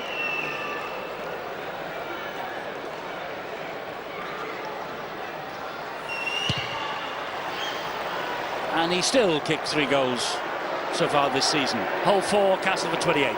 It was the urgency from Jamie Shaw. I would imagine the plan, the play changed 2 or 3 times as the ball was in the hands of certain players, and he had enough tenacity to change his mind, get on the end of it, delivered a beautiful pass that ultimately led to the try. And you don't mind your side going down, you don't want them to go down, you don't mind them going down as long as they put a fight, and so far almost an hour on the clock, they're fighting. Well, Salford won't want to go down either, and they are in the qualifiers tomorrow, the heat of the battle against the Toronto Wolfpack. 3 o'clock, Sky Sports Arena, and then we're back to the Super 8s for the Catalan Dragons against St Helens live from Perpignan at 5:15. Both those matches on Sky Sports Arena. Into the last 20 minutes of this match here tonight. Hull having just scored. Can they build on that? And at Warrington, there's some points being scored there. Warrington 22-14 up now against Huddersfield. I think Huddersfield held the lead at half-time. But Warrington have got the lead back in the second half. Brad Fash here for Hull. Well, some better movement from Hull FC here. I know it's a bit lateral, but they're not making mistakes like they were earlier on. Getting through the line, Jordan Lane picks out a good line, and then he's manhandled by Mike McMeekan. Slammed to the floor. Lytton dabs the kick, looking for touch, and finds touch nicely with the left foot. Jez Lytton. He was a sub last week at Warrington. He'd missed the previous 8 before that. This is only his 6th appearance for Hull tonight, and he only played 3 times off the bench last year as well. But that's a nice kick. Good kick as well. And it's a good set when you look at them. Look where they're at. 61 minutes on the clock. Jez Lytton comes onto the field, tries to get them going forward. Obviously, when you look at Danny Washbrook, he's got more of a play inside in the halves, directing the bigger players around, and Jez Lytton, he's just looking for that quick play of the ball. He's looking to use his speed. I think Hull have got to be determined here now. Let's win this last quarter. Less than 20 minutes to go. We're 24 points behind. Make sure we score more than the opposition here in this final minutes of this match. And you know, they've got that attitude here now. They were embarrassed last week. They can't allow that to happen at home here. They need some strong defenders because the quality of the players running at them now. 4 men in that tackle.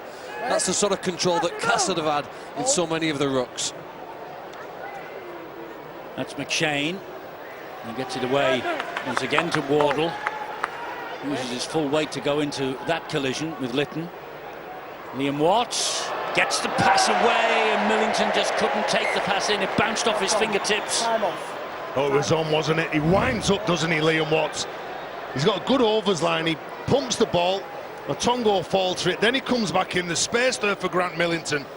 Out the back, we're normally used to seeing centres come up with this play. Look at that. Good handoff on the inside. Gets his arm free. And Grant Millington just can't take it. Leddy, you mentioned that Grant Millington hasn't scored a try so far this year. That was his moment. He was on the end of an offload from Greg Eden that led to a spectacular try that Castleford Tigers scored. He's got a good engine. We've seen his skill set, and we saw his pace last week, and we could have seen it again if he'd managed to keep hold of that. I reckon he'd have galloped 45 metres and put it under the H's. Here is Carlos Twimavavi now for the Black and Whites. 18 minutes to go. Lytton again, a dummy half. Houghton's in centre field, waiting for the pass from Sikamano that never came. Castleford 7 wins on the road this year. They lost to both Saints and Wigan, either of which they will face in the semi-final, of course. And Hull have lost the ball here. Lost the ball forward. I think it was Scott, the youngster, who lost it. This is Shenton. I was just about to say the last 10 minutes belongs to Hull FC. The youngster loses the ball. I think Paul McShane might have been a little nudge of the ball. Interesting words from Darryl Powell, the Castleford coach, this week. He says they've got no fears of playing a semi-final on the road, despite that they've not won an away playoff tie for 19 years. But, well, history is bunk, I suppose, as far as Darrell's concerned. So you've got to beat everybody, haven't you? And I think Darrell Powell, with the confidence that his side have got, players returning, they won't be scared of anybody. O'Shaw is on his way to the sideline. That's legal, because it was one-on-one. I'm right, aren't I, Stuart? That's you right. can do that. Back somebody to touch, as long as it's one-on-one. I think even the coach was surprised here at this tackle. Greg Eden's decided he's got the bit between his teeth. He's dragged him over the sideline. Great kick again from Luke Gale. With Gale and Truman, they've got two accurate kickers. We saw the goal line dropouts that Truman's forced by accurate kicks into the in-goal area, and he's congratulated here now. He's usually doing that when he scores the try. He's trying to get down, isn't he, Jamie Shaw? He's trying everything. He knows that he got down. He just got dragged over the line. But he couldn't get down quick enough. He tried to hand him off. And the key to that is that the ball carrying arm never hit the floor. He managed to keep that up all the time. Had it been down on the floor, then the tackle would have been complete at that point, and he would have to have let go. Well, this tackle is reminiscent of a State of Origin tackle by Gordon Tallis on Brett Hodgson. Don't mention Gordon Tallis. He's my favourite position player. Love your work, Gordon. Love your work. Still got the scars to prove it, Terry. Not the best from Millington this time. Bouncing to Shenton. You in touch with him, by the way, on Facebook or whatever? Anything else?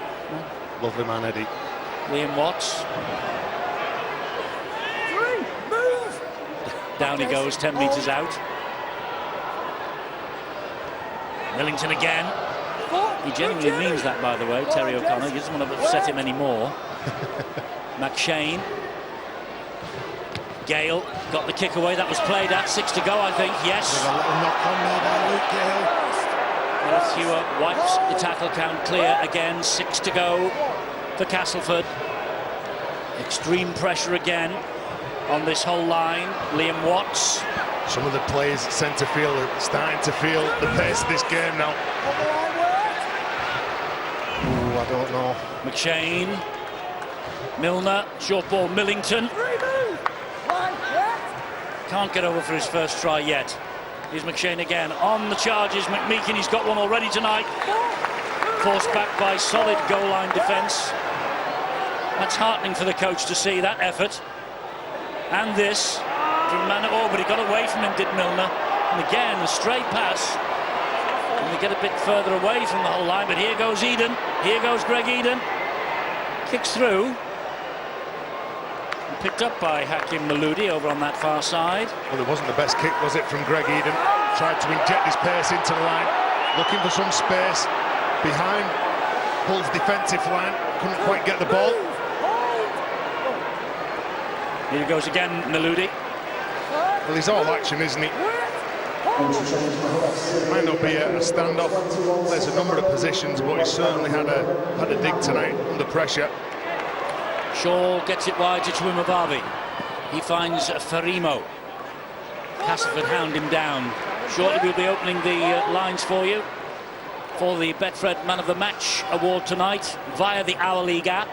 The Rugby Football League's Our League app will be open for business. We'll give you the 4 names chosen by our legend tonight, and I wonder who he will be selecting. I would suspect with a 28-4 scoreline it might be for Tigers. They've been better at the back end of the sets, Castleford Tigers. Obviously the Hull FC, the Black and Whites, they've made unforced errors that have put pressure on them, but I think Jake Truman gets my vote. I think he's had a wonderful game.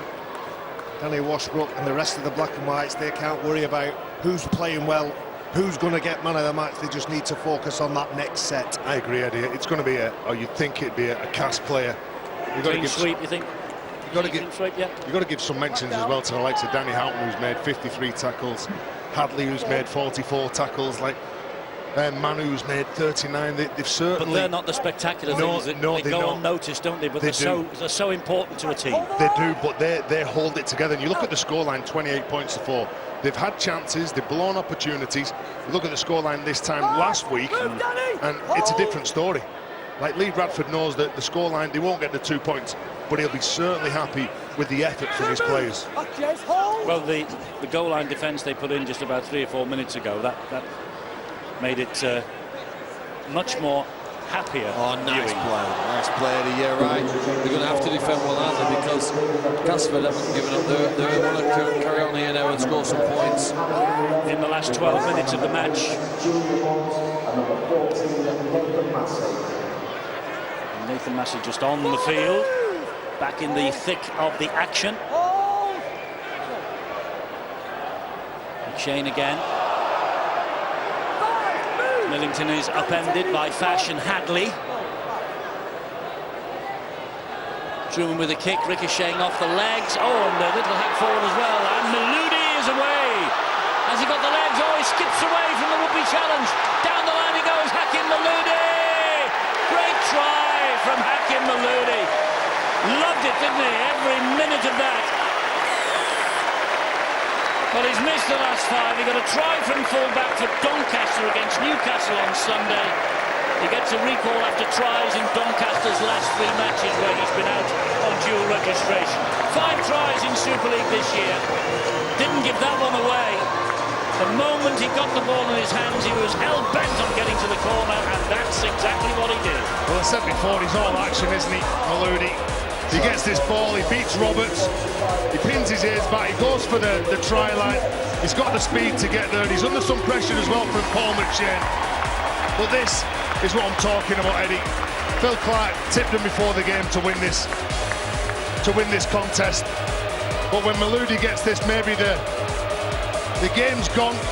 But I do like this from them. You know what, it's easy for them to just sit back and say, right, the game's gone, we'll defend. Go for the try, and he certainly did that. And give credit to McShane for the chase. I like that from Paul McShane. He's done 34 tackles and not had a break. 69 minutes of action, Paul McShane. Still has enough pride in his jersey, pride in his performance to get back and cut the angle down. Let's not forget, when you chase players down, you make it that much more difficult for the kickers. But great opportunistic try from Hakim Maludi. Yeah, for Remo here now to try and get a couple more points alongside the whole name, and suddenly the scoreline becomes respectable, doesn't it?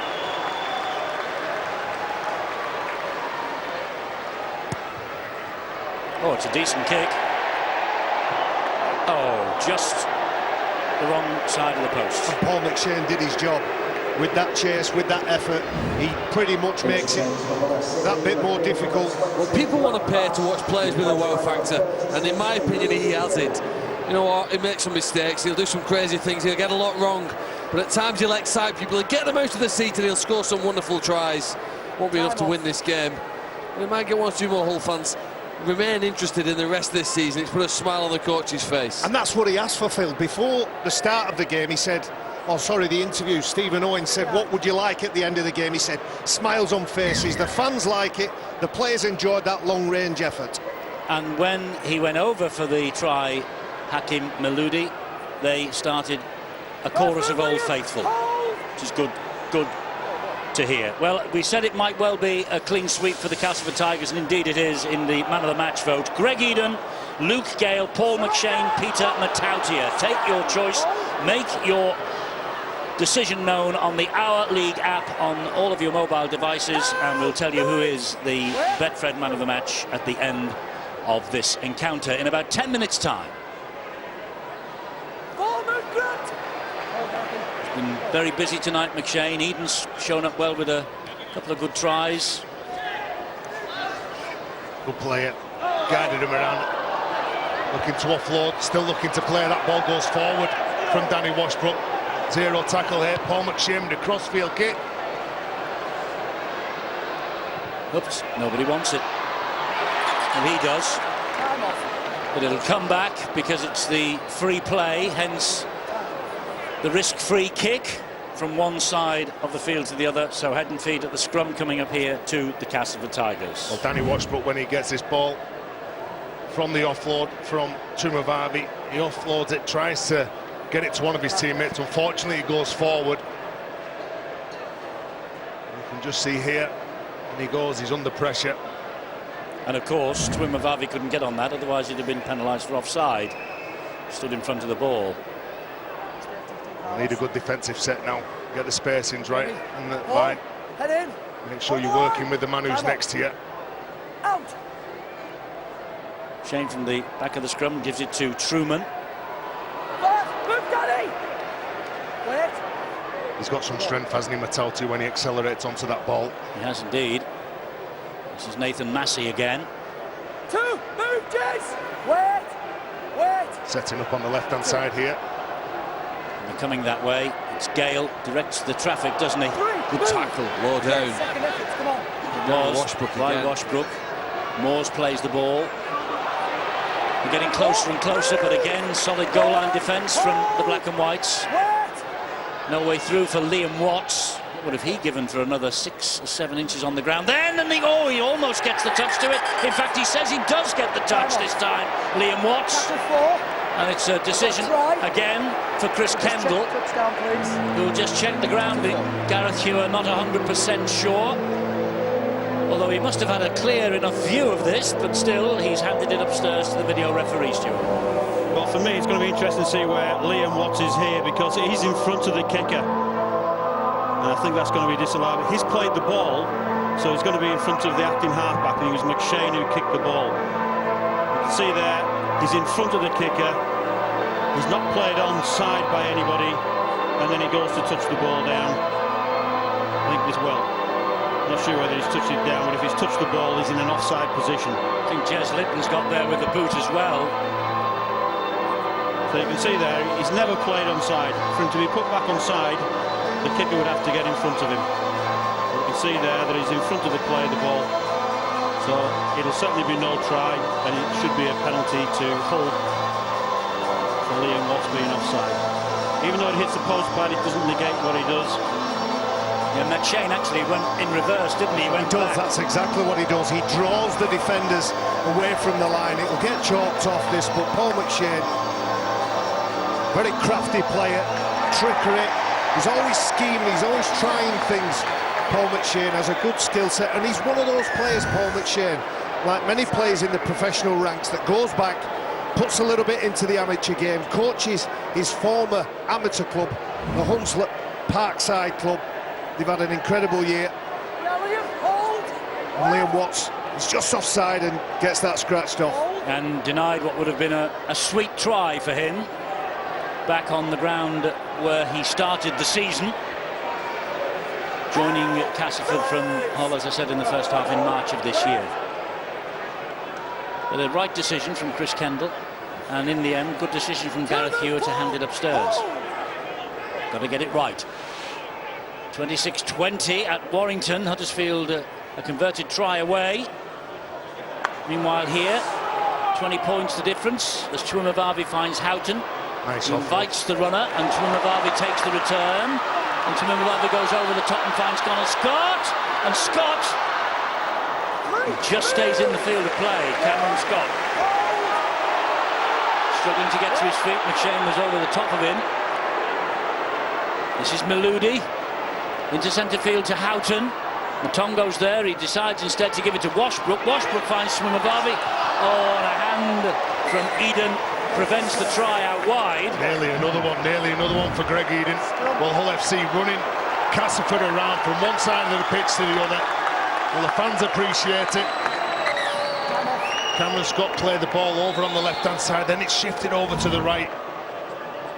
Just catches that ball, and again, it's just a simple run to the line. Well, you're right, the Hull supporters who have turned out here tonight, I think they have been encouraged by what they've seen. There's been a little bit of spirit, there's been something to build on, I'm sure, for Lee Radford last 2 weeks of the season. Heads in, wait!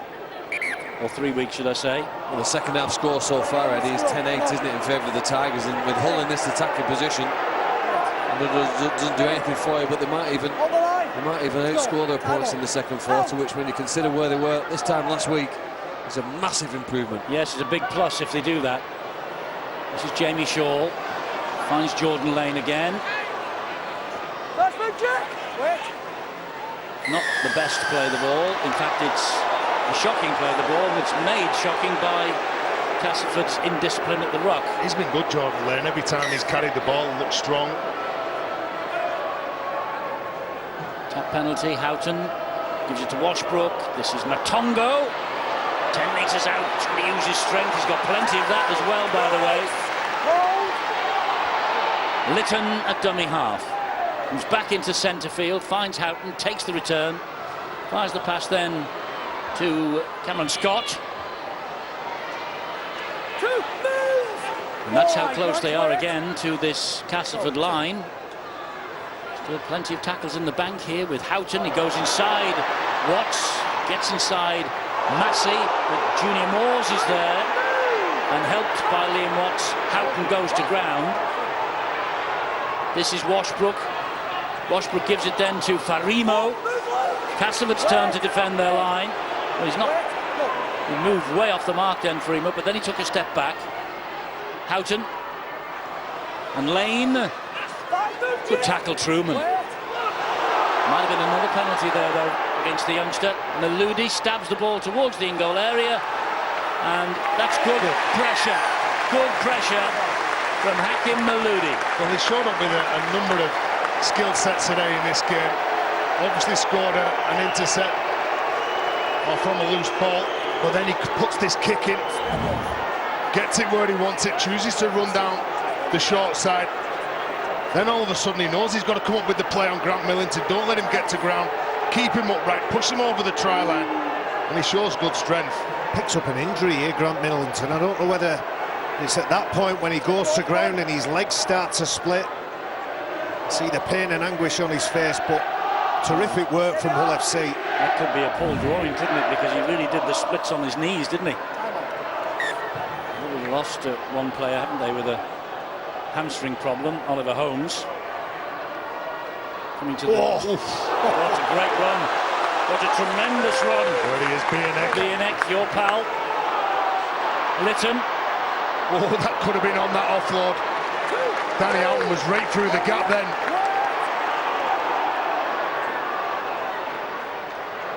Massi Matongo, Bienek overran that one. Matongo takes them to within 10. Finishing the match on the front foot here, the Black and Whites, which will encourage everybody at the KCOM Stadium. Houghton trying to roll his way over the line. Important tackle by Liam Watts. Houghton injured in the effort. Time off, tackle 4. Well, the little show and go from Danny Houghton. He's a tough player, isn't he? Well, the try line was a bit closer. And he says, I'm all right, nods his head, wants to get on with it. And that he does. Lytton then finds Washbrook. Back he comes to Maludi. Short ball then to Hadley. Gale watched that every inch of the way. It's the last one coming up here now for the Black and Whites. As Tumimavavi fires the ball to Maludi. Crossfield kick from him. There's some danger here. Well claimed by James Clare. Jump from the field of play, so has to run this away if he possibly can. He's run back in front of his own sticks. That's a very competent take from James Clare. There was a lot of bodies in front of him. Kick high and hanging, but Castleford have to work all the way upfield now. A good spell from the Black and Whites. Liam Watts to his feet. We'll play it here to Truman again. Surrender! Stand! Truman once more. Here's the voting. It's close between Eden and McShane. Luke Gale and Peter Mataji are out of it, but it's between McShane and Eden for the Betfred Man of the Match. You've still got time to change that vote if you wish. As Truman fires the kick down the ground and finds touch. Good kick from Truman. Good game management. Yeah, good control, isn't it? I like how he's controlling an awful lot of things over on the right-hand side. We know how influential Luke Gale is on the left-hand side. The lines that he runs. But that youngster there, under the guidance of Darryl Powell, has been given an opportunity to go out there, play the game, kept his position, even though Luke Gale's back. And he's developing game after game. And I'm sure in a couple of years you'll see a tremendous player in Jake Truman. 26-24, a real battle royal at the Halliwell-Jones Stadium. Warrington against Huddersfield. Warrington just clinging on. 2 points to the good. Closing stage of that match. Closing stages of this one here. Inside the last 2 minutes now. Hull, though, in possession with Tumimavavi. Cartwheel to the ground by McShane and Moores. Here comes Dean Hadley again. 2, move! Hold, wait. Lytton. And it's with Washbrook. Mavavi skips away from Eden. Good footwork to get on the outside of Eden then. Dumps it over the top and finds Washbrook. Here is Miludi. It's been a much more encouraging second half from the black and whites. Talanoa. Dangerous fixture for Castleford this, because they knew there might be a response, and there certainly has been second half. That's a lovely chip through. Here is Shaw, and Matongo gets the pass out wide, finds Farimo eventually. Liam Watts thought he was obstructed, then he's through. It's Farimo. Over the top it goes to Twumavavi, just behind him, and they've got 6 to go, Hull, here, because that was touched in flight by a Castleford hand. Well, last set here, just 40 seconds to go. Danny Washbrook wants to come up with some plays here along with his teammates. Bienek, 22 metres away. Another penalty against Castleford. It's mounted. The penalty counts against them. Well, they look dangerous when they move the ball. 12-3 it is in Hull's favour, and remember, Gareth Hugh put them on a warning on the stroke of half-time. Well, I think it shows how strong they have been as well, forcing Cass into giving them penalties away. 10 seconds remaining. 5 seconds remaining. Here's Washbrook. Back it goes. McShane stood his ground then from Talanoa's run, and there is the final siren. And the referee says that will do, and Castleford and Darryl Powell would be happy to get away from the KCOM Stadium tonight with a victory. Lee Radford will have seen a lot more from his men in the second half, and I'm sure that Adam Pearson did as well. There was a lot more spirit there tonight in the black and white jerseys, particularly in the second 40 minutes. Whether he'll be reducing the threat of ripping up contracts, we'll have to wait and see. Well, that was the reaction that they wanted, wasn't it? Adam Pearson and Lee Radford. They certainly did that. And when you look at the players, the experience that 5 of the players have got, 5 of them have got 15 Super League appearances or less. So I think they've done a tremendous job. And like you said, I think this was a dangerous game for Cass, knowing that there was going to be a reaction from Hull FC. Everyone's had a go at them around the town, around the club. They know that they let themselves down on the big stage. To concede 80 points isn't good enough. But to come up with that performance in front of the Old Faithful, I think they've done a decent job of winning back some of those fans. It could have gone one of 2 ways for Castleford, couldn't it? They built up and established a good lead. It was too much for Hull to claw back, but the spirit is there, and that's important, I think, for Lee Radford. Lee Radford said it outright. I want to see smiles on faces. I want to see my players come off knowing they've given the best. You wouldn't want to watch that kind of team performance every week, but the team has been exactly that. They've stuck together, they've worked for each other, and some of the younger players, although they're lacking in experience, they've been well led by some of those senior pros. Now Castleford in a no-win situation really in that second half. They'll just be glad to get those 2 points, move on to the next game. Doesn't look like, apart from Oliver Holmes, there's been too many casualties for them. They've got bigger fish to fry. They have indeed, and we now have to find out who is the Betfred man of the match at the end of this Super 8 contest that Castleford have won. It was going to be a clean sweep. It is a tiger. It's Paul McShane with another tigerish John Wells. Thank you very much, Eddie. Paul, congratulations on the Man of the Match award. Here is your silver salver. First question then.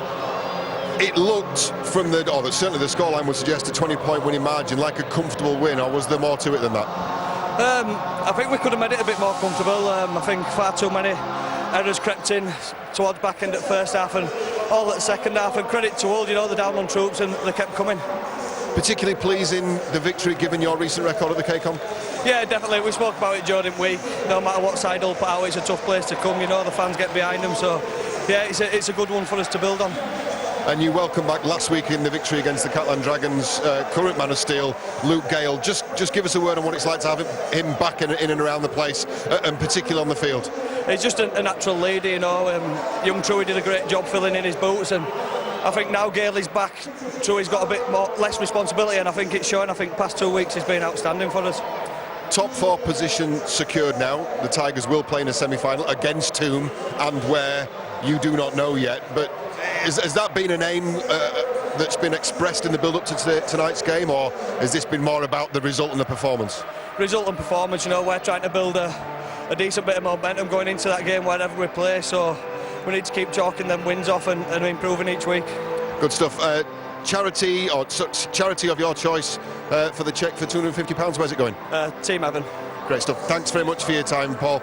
I've got Danny Houghton, who kindly joining us from the losing side, Hull FC. Danny, last week in that horror defeat against Warrington Wolves, you came out and mentioned to us post-match that you were in a dark place. Is there a glimmer of light this evening despite the result? Yeah, there is. You know, you can't fault the boys' effort there. That's all we spoke about. That's all we asked for before the game, and you know, to come against a classic Cas side like that, and you know, to have a dig like we did for each other, you know, there's a glimmer of hope. You know, it's not perfect, but you know, if we keep doing that every week, you know, things will start to change for us. Try and put your finger on for us, if you can, what has gone wrong, because it looked from the outside like a side and a proud side that was unravelling at times. You've got something back here. How? A few home truths, things need to be said and they got said. But you know, last week's put to bed now, and you know, it's time to move forward and get us back to where we belong, and you know, try and rekindle a little bit of form and make sure we're going to 2019 with a positive outlook, because you know, it shows, you know, when the chips are down, you know, if we can fight like that for each other, then you know, it's bright going into next year. You know, also, you know, we asked for a response from the senior boys and we got that, and also, you know, the young boys that took the field tonight were superb for us, and you know, hopefully it can continue. Yeah, just a word on some of those young guys. Massey Matongo stood up massively in the middle for you, in the back, and Cameron Scott in the centre. Bright futures for both. Yeah, brilliant. You know, not just them two. You know, all of them that took the field there. You know, they came with what was asked for. You know, a buzz, a spark, and play with some energy, and they did. And you know, they helped us, you know, all the boys out a lot with their energy. So you know, it's really pleasing for us moving forward. Danny, thanks for joining us. Thanks for taking the time. All the best, mate. Lee Radford, again, thanks for taking the time to join us and talk in defeat. But a defeat, I guess, that has a different Lee Radford walking back into the dressing room. Yeah, for sure. I think it's been well advertised, obviously, the circumstances that we're in at the moment. But you know, you can accept. You know, losing's tough, but losing in that manner, you know, I can accept. We've got 9 blokes obviously not available. That would be in our 17 today, and some blokes playing out, some blokes playing in better, looking better out of position, which is a worry. But it's been a bizarre year. You know, the fact that we've made the 8s and not been in a relegation battle, you know, with everything that we've had against us has been a pat on the back. And when you see last week, that obstacle thrown in front of us last week, it sort of, everybody rocks a little bit, and you have to check yourself and see where you're going from here. But you know, we'll be better for it. You know, there's some of these young blokes, whether it's good experience or bad experience, they're getting experience, and if we cop this many injuries next season, they'll be better for it. And you know, can I just say thank you to the fans? You know, they could have turned quite easily on us after last week, and they've been outstanding tonight, and really appreciative of that. Yeah, I think you've certainly restored some pride in the jersey with the way that you finished the game, particularly. I spoke to Danny Houghton a second ago and referenced the performance of two of your young guys in particular, Cameron Scott and Massey Matongo. There are a litany of names there that have had to step up this season and probably play more rugby than you would have liked them to. I think they're both, you know, well into double figures now, so that wasn't what we expected. You know, at the beginning of the year, I wanted to put them in and ease them in with 16 experienced blokes around them, and that just hasn't been the case. So we're in a situation now, whether you perform well or you don't perform well, you're getting picked, because we're literally down to our last 17. So it's unique, but you know, we just got to be stronger for it. We've got to make sure, you know, we've got to fight against this happening ever again. You know, it's probably highlighted some things that we can do different, you know, in terms of recruitment, and also in terms of getting our young blokes up to speed faster. You know, there's a whole heap of things you can. Reserve football will help massively in that, hopefully. But no, it's been a challenging couple of weeks. Again, you mentioned the captain there, Danny Houghton. You know, I didn't see his interview after last week's game. As far as I'm led to believe, he took responsibility for the defeat. And you know, you talk about character. His response tonight, I thought, was phenomenal. Lee, thanks very much for your time. I appreciate that. Thank you. Darryl, winning coach Darryl Powell. Quick comment on the game. I'll ask you the difficult question first. Do you think, even in victory, this is a finals-ready football team? And I'm referring particularly to the last 20 minutes. Well, yeah, no, there was some stuff in there that we'd want to improve on, that's for sure. But defensively, I think for the main part, there's some real good signs there for us.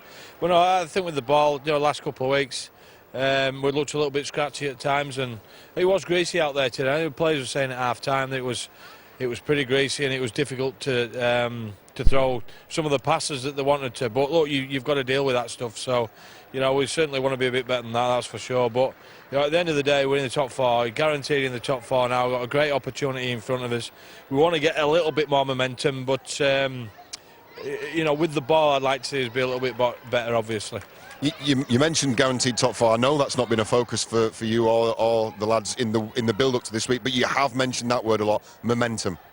Yeah, well, we're trying to get a feel about us that when we go into the playoff game that we're ready to go, and I think in some ways we're building towards that. In other ways, we've got a bit of work to do, but that's why you come in every day and train and prepare for what's ahead of you. And we need to improve a bit. I think for sure that'll be a focus for us. Thanks very much. So safe journey home. Cheers. Thank you.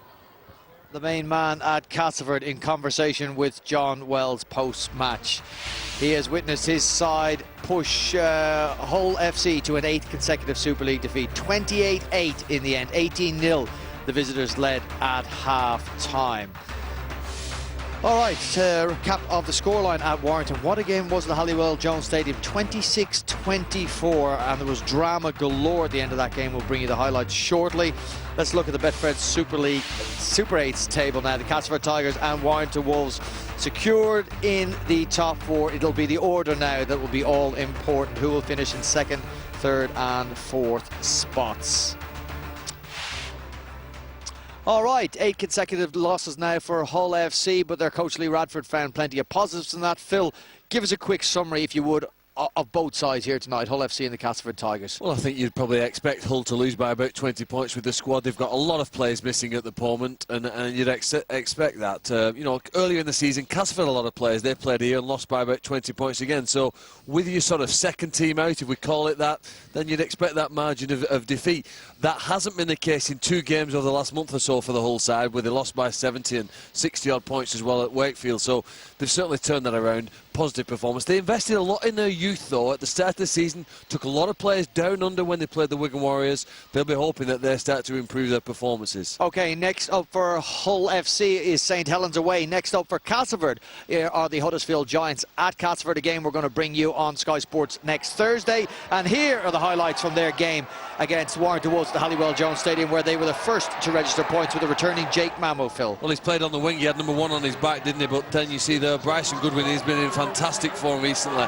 It's a kick. Sometimes players switch off momentarily. Stefan Ratchford comes back in field, and look at the strength, power. He runs through those tackles as though they're not there. Danny Brough penalty levelled it up at 6 points apiece before Jake Mamo bagged his 2nd of the game. I mean, we know what an electric attacker he is, Phil, and a man you want to get the ball in his hands at times like this. Well, it's almost like an interception, but it's from a messy kick that Warrington don't deal with very well, and they go to that point in there. That's a great drive for Huddersfield, and this will be a shot. You can hear the Huddersfield supporters. Ryan Atkins back in the side. I thought they'd missed him. I mean, Toby King's done really well in the centre, but this man, in my opinion, is a different class, and when you need something special, he can provide it. I love to see tries from scrum situations, and Huddersfield to do it. Bouncing ball, misaccurate pass. Akuma throws it again, and Jake Mamo scores in the corner. They really get excited. First half hat-trick, yeah, first half hat-trick.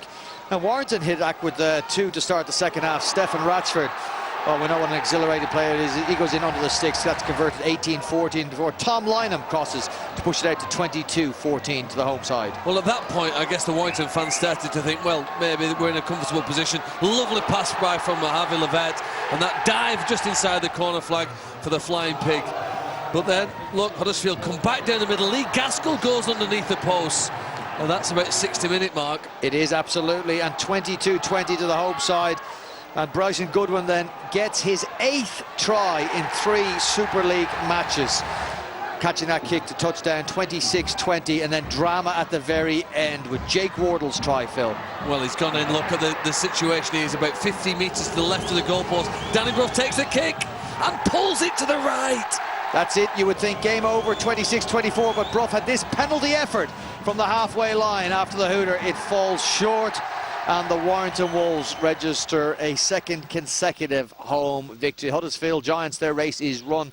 It was mathematical anyway to give them a chance. So we know the semi-finalists now, Phil, but I tell you what, Huddersfield may cause some upsets between now and then. We'll see them next Thursday against the Castleford Tigers. So a place they had a victory at last time they went there. They're the sort of team that nobody wants to play at the moment, don't they? The form they're in. Embarrassed a little bit in the second half last week against Wakefield, but they've bounced back there with a very strong performance. Their supporters must be kicking themselves when they look back over the course of the season and some of the games that they lost to. I mean, they lost to Hull Kingston Rovers, a team in the qualifiers, were annihilated on that occasion.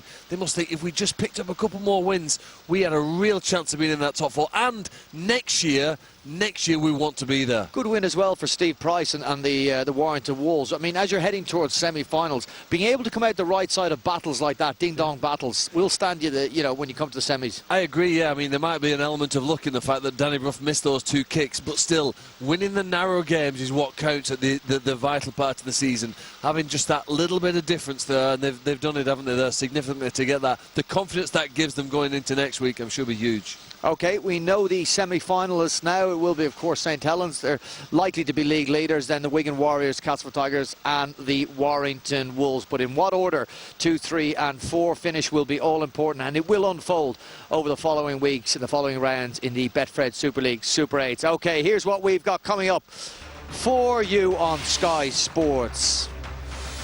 Salford, Toronto tomorrow from the qualifiers. Salford 3 from 3, Toronto 2 from 3 at the qualifiers. That will be a humdinger at the AJ Bell Stadium, 3 p.m. on Sky Sports Arena. And then we will show you the Catalan Dragons home parade of the Challenge Cup. But they've got a game to win, try and win against St Helens, who have beaten them in the last 5 meetings. 5:15 p.m. Sky Sports Arena for that one. So a double header for you tomorrow from the Super 8 qualifiers and the Betfred Super League Super 8s. OK, we'll say goodbye from the KCOM Stadium, where we saw yet another defeat for Hull FC, but one their coach Lee Radford found this time somewhat acceptable. For the Castleford Tigers, their march towards the semis goes on. Sky Sports. Feel it all. Just looking to pass, earn the right to play, go forward. Gale to Hardacre. Hardacre to Minikin. Wide to Edom. 31 for the season.